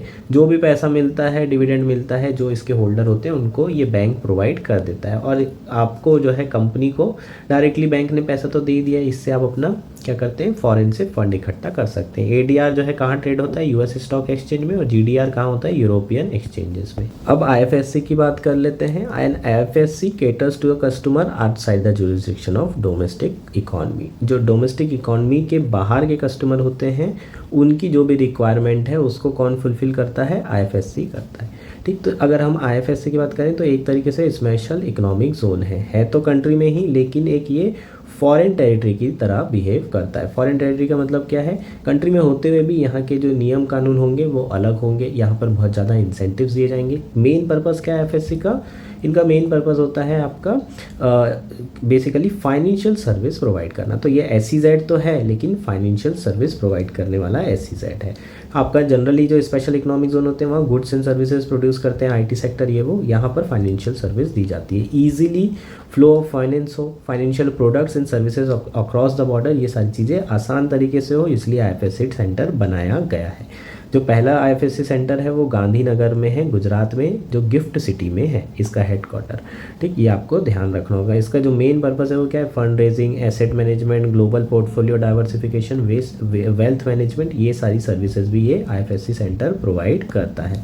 ठीक, ये किस तरीके से बनाया है, international financial service centre act, authority act के अंदर ये आईएफएससी बनाया गया है। और एक आईएफएससीए अथॉरिटी भी बनाई गई है, ये यूनिफाइड अथॉरिटी है। किसके लिए, ये फाइनेंशियल प्रोडक्ट्स जो भी बनाए जा रहे हैं आईएफएससी के अंदर उसको रेगुलेट करेगी, उनको डेवलप करेगी। जो फाइनेंशियल सर्विस और फाइनेंशियल इंस्टीट्यूशंस डेवलप किए जा रहे हैं आईएफएससी में, उनको रेगुलेट करने का काम ये आईएफएससीए अथॉरिटी क्या कर रही है, रेगुलेशन बॉडी है। ठीक है, ये आपको ध्यान रखना होगा। गिफ्ट आईएफएससी अभी maiden international finance service centre है इंडिया में, सिर्फ एक ही है अभी तक के। नेक्स्ट क्या है आपका, कंपटीशन अमेंडमेंट एक्ट। ठीक, यार मेंस के पर्सपेक्टिव से ज़्यादा इंपॉर्टेंट है, प्रीलिम्स के लिए इतना इंपॉर्टेंट नहीं है, फिर भी कंपटीशन एक्ट के बारे में थोड़ा बहुत तो जान लेते हैं। जैसे कि इसे जो है 2002 में बनाया गया था, और किसको रिप्लेस किया था इसने, monopoly and restrictive trade practices act 1969 को। इसके थ्रू हमने competition commission of India establish किया था। इस एक्ट का मेन पर्पस क्या है, कंपटीशन को बढ़ावा देना। और जो एम्प्टी कॉम्पिटिटिव एग्रीमेंट्स है या फिर कोई पर्टिकुलर कॉरपोरेट है जो मोनोपोली कर रहा है मार्केट में, अपनी पोजीशन का गलत इस्तेमाल कर रहा है, मर्जर एंड कॉम्बिनेशन में इन्वॉल्व है गलत तरीके से, इन सारी चीज़ों को रोकने का काम कंपटीशन कमीशन और कंपटीशन एक्ट 2002 के द्वारा किया जा रहा है। मेन पर्पस ये है कि कंपटीशन को जितना हो सके बढ़ावा मिल सके। बेसिकली ये एक्ट में कुछ चेंजेस किए हैं, जैसे कि अब जो मर्जर और एक्विजिशन है वो 2000 करोड़ से ऊपर के वैल्यू के होंगे, तभी सीए जो है उसको क्या करेगा, देखेगा, है ना। ये कॉम्बिनेशन में इंक्लूड होंगे, और फिर कॉम्बिनेशन में अगर ये इंक्लूड होंगे उसके बाद ही इस पर्टिकुलर चीज़ों पे आपका कंपटीशन कमीशन ऑफ इंडिया ध्यान देगा कि प्रॉपरली चीज़ें हो रही है या नहीं हो रही हैं। इसके अलावा जो कॉम्बिनेशन है उसको अप्रूव करने की टाइम लिमिट पहले 210 दिन थी, अब 150 दिन हो गई है। अगर 30 दिन में कोई अपना ओपिनियन नहीं दिया तो ये मान लिया जाएगा कि ये अप्रूव कर दिया गया। इसी तरह की चीज़ें हैं, ज़्यादा इंपॉर्टेंट नहीं है ये जो प्रोविजन अमेंडमेंट है। हाँ, आपको पूछा क्या जा सकता है, competition commission of India. Competition act 2002 के अंदर ये बॉडी बनाई गई है। इसका मैंडेट क्या है, it aims to eliminate practices that having adverse effect on competition. Competition के ऊपर जो एडवर्स इम्पैक्ट पड़ रहा है जिन एक्टिविटीज़ का, उसको एलिमिनेट करने का काम कौन करेगा, कंपटीशन कमीशन। कंपटीशन को प्रमोट करना, सस्टेन करना, उसके बाद जो इंटरेस्ट ऑफ कंज्यूमर है उसे प्रोटेक्ट करना, इसके अलावा freedom of trade in the market of India को इंश्योर करना, ये सारी चीज़ें इसका मैंडेट है। मिनिस्ट्री किसके अंदर आता है, मिनिस्ट्री ऑफ कॉर्पोरेट अफेयर्स के अंदर आता है। कंपोजिशन की बात करेंगे, चेयरपर्सन और 2 से 6 मेंबर इसमें हो सकते हैं, which will be appointed by the government of India. Central government appoint करेगी, 5 साल का टेन्योर होगा, या फिर 65 साल जो है मैक्सिमम इसकी एज रहने वाली है। ये एलिजिबल होते हैं रीअपॉइंटमेंट के लिए। ये बॉडी इंपॉर्टेंट है और आपको इसको ध्यान रखना होगा। ठीक है, कमीशन के पास कुछ पावर होती है, जैसे कि इंक्वायरी कर सकती है, कोई एग्रीमेंट हो रहा है, कॉम्बिनेशन हो रहे हैं, या फिर कोई डोमिनेंट पोजीशन इस्तेमाल की जा रही है अपने फेवर में किसी भी कंपनी के द्वारा। ठीक, ये सारी चीज़ें कर सकते हैं, और अगर कमीशन का ऑर्डर फॉलो नहीं करते तो फाइन और इम्प्रिजनमेंट भी दिया जा सकता है। ये सारी चीज़ें आपको पावर्स होती हैं कंपटीशन कमीशन ऑफ इंडिया की। ठीक, इंटरनेशनल कंपटीशन नेटवर्क का हिस्सेदार बना है कंपटीशन कमीशन ऑफ इंडिया, 2 साल के लिए मेंबरशिप मिली है। ये एक स्पेशलाइज इनफॉर्मल नेटवर्क है 140 कंपटीशन अथॉरिटी का, बहुत ज़्यादा जो है इंपॉर्टेंट नहीं है, बस इतना पता होना चाहिए कि ऐसा कुछ हुआ है। नेक्स्ट क्या है, ट्रांसफ़र प्राइसिंग। यार ये बहुत इंपॉर्टेंट, बहुत मतलब बहुत ज़्यादा इंपॉर्टेंट है। रिसेंटली न्यूज़ में क्यों है वो देख लेते हैं। रिसेंटली जो सुप्रीम कोर्ट है उन्होंने कर्नाटका हाई कोर्ट की रूलिंग को सेट असाइड कर दिया है, जिसमें ये कहा गया था कि जो ट्रांसफ़र प्राइसिंग से रिलेटेड मैटर है उसमें जो आर्म लेंथ प्राइस है वो इनकम टैक्स अपीलेट ट्रिब्यूनल जो डिसाइड करेगा वो फाइनल रहेगा, और it can not be subject to judicial scrutiny. इसका मतलब इसके बाद जो है हाई कोर्ट नहीं जाया जा सकता, सुप्रीम कोर्ट नहीं जा सकते। आर्म लेंथ प्राइस डिसाइड होने के बाद जो कि ट्रिब्यूनल डिसाइड करेगा, हम कहाँ नहीं जा सकते, हाई कोर्ट और सुप्रीम कोर्ट। ये कर्नाटका ने रूलिंग दी थी, इसे सुप्रीम कोर्ट ने हटा दिया है, नल एंड वॉइड कर दिया है, और कहा है कि बिल्कुल जा सकते हो। क्यों नहीं जा सकते हो, अगर कुछ भी आर्म लेंथ प्राइस गलत तरीके से कैलकुलेट की गई है तो आप लोग जा सकते हैं, हाई कोर्ट भी जा सकते हैं, सुप्रीम कोर्ट भी जा सकते हैं। ठीक है, तो ये चीज़ें कही गई है सुप्रीम कोर्ट के द्वारा। अब क्वेश्चन ये है कि सबसे पहले तो आईटेट के बारे में पढ़ लेते हैं, ये भी बहुत इंपॉर्टेंट है, कई साल से न्यूज़ में है। इंडिपेंडेंस के पहले ये बनी थी क्वासी जुडिशियल बॉडी। इसका फुल फॉर्म क्या है ये आपको पता होना चाहिए, इनकम टैक्स अपीलेट ट्रिब्यूनल। ठीक, इनकम टैक्स अपीलेट ट्रिब्यूनल, ध्यान रखेंगे। 1941 में बनी थी। इसका मतलब ये इंडिपेंडेंस की पहले की बॉडी है, इसलिए थोड़ी सी इंपॉर्टेंट ज़्यादा है। It specialize in dealing with the appeals under the direct tax act. जो डायरेक्ट टैक्स एक्ट है उससे रिलेटेड जो भी अपील होती है वो आईटेट ट्रिब्यूनल के पास जाती है। इसके द्वारा जो ऑर्डर पास किया जाता है वो फाइनल होता है। हालांकि उसके बाद आप हाई कोर्ट जा सकते हैं, लेकिन सब्सटेंशियल क्वेश्चन ऑफ लॉ होना चाहिए, तभी हाई कोर्ट में आप अपील कर सकते हैं। ठीक, इनिशियली जो है 3 बेंचेस थी, दिल्ली, कोलकाता और मुंबई में। उसके बाद प्रोग्रेसिवली बेंचेस बढ़ती चली गई, टोटल 63 बेंचेस हैं 27 डिफरेंट लोकेशन में। ये ध्यान रखेंगे आईटेट के बारे में। अब बात करते हैं transfer pricing and arm length transaction. Transfer pricing क्या होता है पहले तो ये समझ लेते हैं। ठीक, पहले अंग्रेजी में पढ़ देता हूँ, फिर प्यार से समझा दूंगा। Transfer pricing is accounting practice that allow for establishment of prices for goods and service exchange between divisions, subsidiaries और affiliates that are part of larger enterprises. So एक एग्जांपल से समझते हैं। Let's say IBM United States की parent company और IBM India. अब IBM India कोई ऐसा प्रोडक्ट खरीद रही है अपनी सब्सिडरी से, है ना, ले रही है बेसिकली। तो ये प्रोडक्ट की कुछ ना कुछ कीमत लगाई जाएगी, और इस अकाउंटिंग प्रैक्टिस को जो कीमत लगाई जा रही है तो इन्हीं की कंपनी, लेकिन अकाउंटिंग प्रैक्टिस में दिखाने के लिए ये चीज़ें की जाती है, इसको बोलते हैं ट्रांसफ़र प्राइसिंग। ठीक है, तो ट्रांसफ़र प्राइसिंग क्या होता है, ये एक अकाउंटिंग प्रैक्टिस है जिसमें अपनी ही सब्सिडरी को जो भी गुड्स दिए जा रहे हैं उसकी एक कीमत मतलब प्रॉपरली लिखा जाता है और उसका एक प्राइस डिसाइड किया जाता है जो गुड्स एंड सर्विस एक्सचेंज किए गए। ठीक, अब यहाँ पर क्या होता है, इन लोग क्या करते हैं, जो मल्टीनेशनल कंपनी वाले हैं, मान लीजिए आईबीएम इंडिया की बात करें तो इंडिया में कॉर्पोरेट टैक्स लगभग 30% है एग्जाम्पल। तो 100 रुपये प्रॉफिट होगा, 30% टैक्स लग जाएगा। तो इन लोग क्या करते हैं, जो प्रोडक्ट बेच रहे हैं उसकी कीमत बहुत हाई कर देते हैं। तो जो कंपनी होगी आईबीएम इंडिया, उसका प्रॉफिट 100 की जगह 50 हो जाएगा और उसका 30% लगेगा। जो 50 जो कंट्री ऐसी होगी जहाँ पर 10% टैक्स लग रहा है, वहाँ पर ये प्राइसेस को कम कर दिया जाएगा और वहाँ पर प्रॉफिट बढ़ा देंगे। तो क्या कर रहे हैं, बेसिकली जो टैक्स बेस है उसका इरोजन कर रहे हैं और जो प्रॉफिट है उसकी शिफ्टिंग कर रहे हैं एक कंट्री से दूसरी कंट्री। इस तरीके से ये कंपनी शिफ्ट करती है प्राइसेस, इसको बोलते हैं base erosion and profit shifting. ये बीईपीएस 2016 में ऑलरेडी पूछा जा चुका है। ट्रांसफर प्राइसिंग के ऊपर क्वेश्चन नहीं आया है, आपको पूछा जा सकता है। इस तरीके से जो प्रॉफिट है उसका शिफ्ट किया जाता है डेवलपिंग मार्केट से या फिर डेवलप्ड मार्केट से ऐसी जगह पर जहां पर टैक्स बहुत कम लगाया जा रहा है। हालांकि रिसेंटली जो मिनिमम कॉर्पोरेट टैक्स रूल्स लेकर आए हैं उसके अंदर 15% टैक्स सारी कंट्री को देना पड़ेगा। और इसके अंदर क्या कर रहे हैं हम, जो टैक्स हेवन्स बने हुए हैं, जो बहुत सारी कंट्री जहां कॉर्पोरेट टैक्स बहुत कम लगता है, अब उनको भी 15% मिनिमम टैक्स देना पड़ेगा, नहीं तो बाकी सारी कंट्री उन्हें बैकलिस्ट कर देगी। और जो मल्टीनेशनल कंपनी है अब वो ऐसी जगह अपने हेडक्वार्टर बनाएंगे जहां पर इकोनॉमिक प्रिंसिपल या फंडामेंटल स्ट्रांग है, ना कि वहां पर टैक्स एडवांटेजेस है। ठीक है, तो ये क्या है, मिनिमम कॉर्पोरेट टैक्सेशन वाला जो रूल्स आया है रिसेंटली, OECD के अंदर ये सारी चीज़ें आई है और इंडिया भी इसमें एग्री करता है। ठीक है, तो आर्म लेंथ प्रिंसिपल के बारे में बात कर लेते हैं, जिसका कैलकुलेशन किया जाता है इसके द्वारा। आईटेट के द्वारा ऊपर लिखा था हमने, कैलकुलेशन कर रहे हैं और वो फाइनल होगा, लेकिन सुप्रीम कोर्ट ने कहा कि फाइनल नहीं होगा। तो ये आर्म लेंथ प्रिंसिपल होता क्या है यार, आर्म लेंथ प्रिंसिपल का मतलब ये है, मान लो कि IBM है, वो TCS को अगर जो प्रोडक्ट बेचती तो जो भी कीमत लगाती वही कीमत उसे IBM इंडिया को बेचने के लिए लगाना है। बस इतना सही प्रिंसिपल है।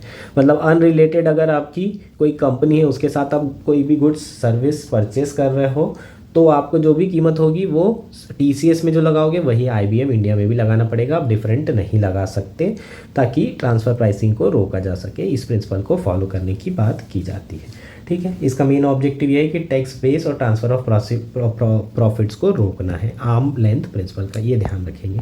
नेक्स्ट क्या है, ग्लोबल इनोवेशन इंडेक्स 2023। ठीक, तो इंडिया की जो रैंक है 40 आई है, और ये जो इंडेक्स है ये किसके द्वारा पब्लिश किया जाता है? Cornell University, INSEAD business school और WIPO, world intellectual property organization.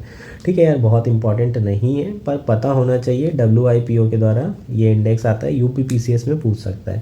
ठीक है, ये किस तरीके से इनोवेशन मेजर करता है? इनपुट पिलर्स का क्या है? Institution, human capital and research, infrastructure, market sophistication, business sophistication. Output pillar क्या है? Knowledge and technology outputs, creative output. रटने के अलावा कोई और ऑप्शन है क्या? नहीं। आएगा क्या? कुछ नहीं कहा जा सकता, देख सकते हो आप लोग। ठीक, लगातार 13 साल हो चुके हैं। स्विट्जरलैंड रैंक 1 पर है। इंडिया भी ठीक ठाक काम कर रहा है, 40वीं रैंक है, बहुत ज़्यादा नीचे नहीं, बहुत ज़्यादा अच्छी भी नहीं। World international property organization United Nation की स्पेशलाइज्ड एजेंसी है, ये याद रखेंगे। 1967 में बनी थी और 193 मेंबर हैं, इंडिया भी इसका मेंबर है। इनका मेन पर्पस क्या है? इंटेलेक्चुअल प्रॉपर्टी राइट सिस्टम को बैलेंस और एक्सेसिबल बनाना। ठीक, इसका कौन कौन सी मेजर ट्रीटीज़ हैं? बर्निस कन्वेंशन ध्यान रखेंगे, protection of literary and artistic work के लिए 1928 का है ये। इसके अलावा पेरिस कन्वेंशन है, प्रोटेक्शन ऑफ इंडस्ट्रियल प्रॉपर्टी 1998, और पेटेंट कॉपरेशन ट्रीटी 1998। ये याद रखेंगे, ये किससे रिलेटेड है? तीनों ट्रीटी। WTO आएगा ऑप्शन में, और WTO मत लगा देना, ये तीनों ट्रीटी का नाम आता है तो WIPO ही लगाएंगे, याद रखना बहुत ज़रूरी है। नेक्स्ट क्या है? Startup in India. Startup in India के ऊपर क्वेश्चन आ सकता है ना? क्यों आ सकता है? APFC में आया था यार, है ना? APFC जो आपका EPFO का एग्ज़ाम हुआ था लास्ट ईयर, आया था क्वेश्चन, दोबारा आ सकता है, UPSC पूछ सकता है। तो स्टार्टअप की डेफिनेशन और क्राइटेरिया ये सब देख लेते हैं। ठीक है, कौन ने इसकी डेफिनेशन दी है? इनकी डेफिनेशन जो department of promotion of industry and internet, DPITT, ministry of commerce and industry के द्वारा एक स्टार्टअप स्कीम के अंदर ये डेफिनेशन आई है। क्या है? कंपनी की एज 10 साल से ज़्यादा नहीं होना चाहिए। कंपनी का टाइप जो है प्राइवेट लिमिटेड कंपनी होना चाहिए, या फिर पार्टनरशिप फर्म होना चाहिए, या फिर LLP, लिमिटेड लाइबिलिटी कंपनी होना चाहिए। टर्नओवर 100 करोड़ से ज़्यादा नहीं होना चाहिए किसी भी फाइनेंशियल ईयर में, जितने भी साल हुए। और ओरिजिनल एंटिटी होनी चाहिए, ये किसी और एंटिटी से स्प्लिटिंग होकर या रीस्ट्रक्चर होकर नहीं बनाना है। ठीक है, तो ये बेसिकली इसकी डेफिनेशन हो जाएगी। रेगुलेशन की बात करें तो ministry of corporate affair define करता है स्टार्टअप क्या होंगे, और स्टार्टअप जो स्कीम है उसको भी इम्प्लीमेंट कौन कर रहा है? मिनिस्ट्री ऑफ कॉमर्स कर रहा है, ये ध्यान रखेंगे। मिनिस्ट्री ऑफ कॉर्पोरेट अफेयर ने डिफाइन किया startup through an executive order under the company act 2013। ठीक, जो सेबी है वो नोटिफाई करता है रूल्स को फॉर लिस्टिंग ऑफ स्टार्टअप, और रिजर्व बैंक ऑफ इंडिया है वो बेसिकली क्या कर रहा है? हेल्पलाइन प्रोवाइड कर रहा है for startup in India to offer guidance assistance for undertaking cross border transaction within the ambit of regulatory network. ठीक, तो जो क्रॉस बॉर्डर ट्रांजेक्शन है उससे रिलेटेड हेल्प का काम कौन करता है? RBI करता है। इसमें इस इकोसिस्टम, स्टार्टअप इकोसिस्टम की बात करें, इसमें कुछ इश्यूज़ भी हैं, जैसे कि एग्रीकल्चर सेक्टर में यार बहुत कम है, केवल 5% स्टार्टअप है बस, और जो पेटेंट फाइल हो रहे हैं वो भी बहुत कम हो रहे हैं, केवल 10 या 11% स्टार्टअप ने पेटेंट फाइल करवाया है। इसके अलावा फ्लिपिंग देखने को मिल रही है, बहुत सारे जो स्टार्टअप हैं वो इंडिया से बाहर जा कर के अपना जो कंपनी है वो खोल रहे हैं। उसका रीज़न क्या है? एंजल टैक्स बहुत ज़्यादा है, IP प्रोटेक्शन बेटर है, और ओवरसीज़ में थोड़ा ईजिली इन्वेस्टर्स भी मिल जाते हैं। नेक्स्ट है ब्यूरो ऑफ इंडियन स्टैंडर्ड, बहुत इंपॉर्टेंट, इसके ऊपर UPSC कई बार क्वेश्चन पूछ चुका है। ठीक, तो रिसेंटली जो कंज्यूमर अफेयर मिनिस्ट्री है उसने इन्फॉर्म किया है कि ब्यूरो ऑफ इंडियन स्टैंडर्ड्स की नॉट ज़रूरी होगी एडिशनल 115 कैटेगरी ऑफ प्रोडक्ट्स के लिए फ्रॉम 2024। इसके अलावा ceiling fans, stainless steel cookware, wrought aluminium utensils, block boards and aluminium cans for beverages, ये सब कोई mandatory quality norms notified by BIS के अंदर आएंगे। तो BIS का काम क्या है यार? स्टैंडर्ड्स बनाना। कैसे standard? Indian standard institution ISI जैसे स्टैंडर्ड्स को डेवलप करने का काम है। ठीक, हॉलमार्क, गोल्ड के लिए क्या करता है? हॉलमार्क बनाता है। ठीक, तो ये जितने भी BIS है ये स्टैंडर्ड डेवलप करता है, और उसके अंदर प्रोडक्ट्स को ये स्टैंडर्ड फॉलो करना होता है। कुछ मैंडेटरी होता है, कुछ वॉलेंट्री। जो वॉलेंट्री में आएगा वो प्रोडक्ट्स फॉलो कर भी सकते, नहीं भी कर सकते, लेकिन जो मैंडेटरी होंगे वो सर्टेन स्टैंडर्ड्स को फॉलो करेंगे, अदरवाइज उनको वो प्रोडक्ट बिकेगा नहीं, बेचने ही नहीं दिया जाएगा।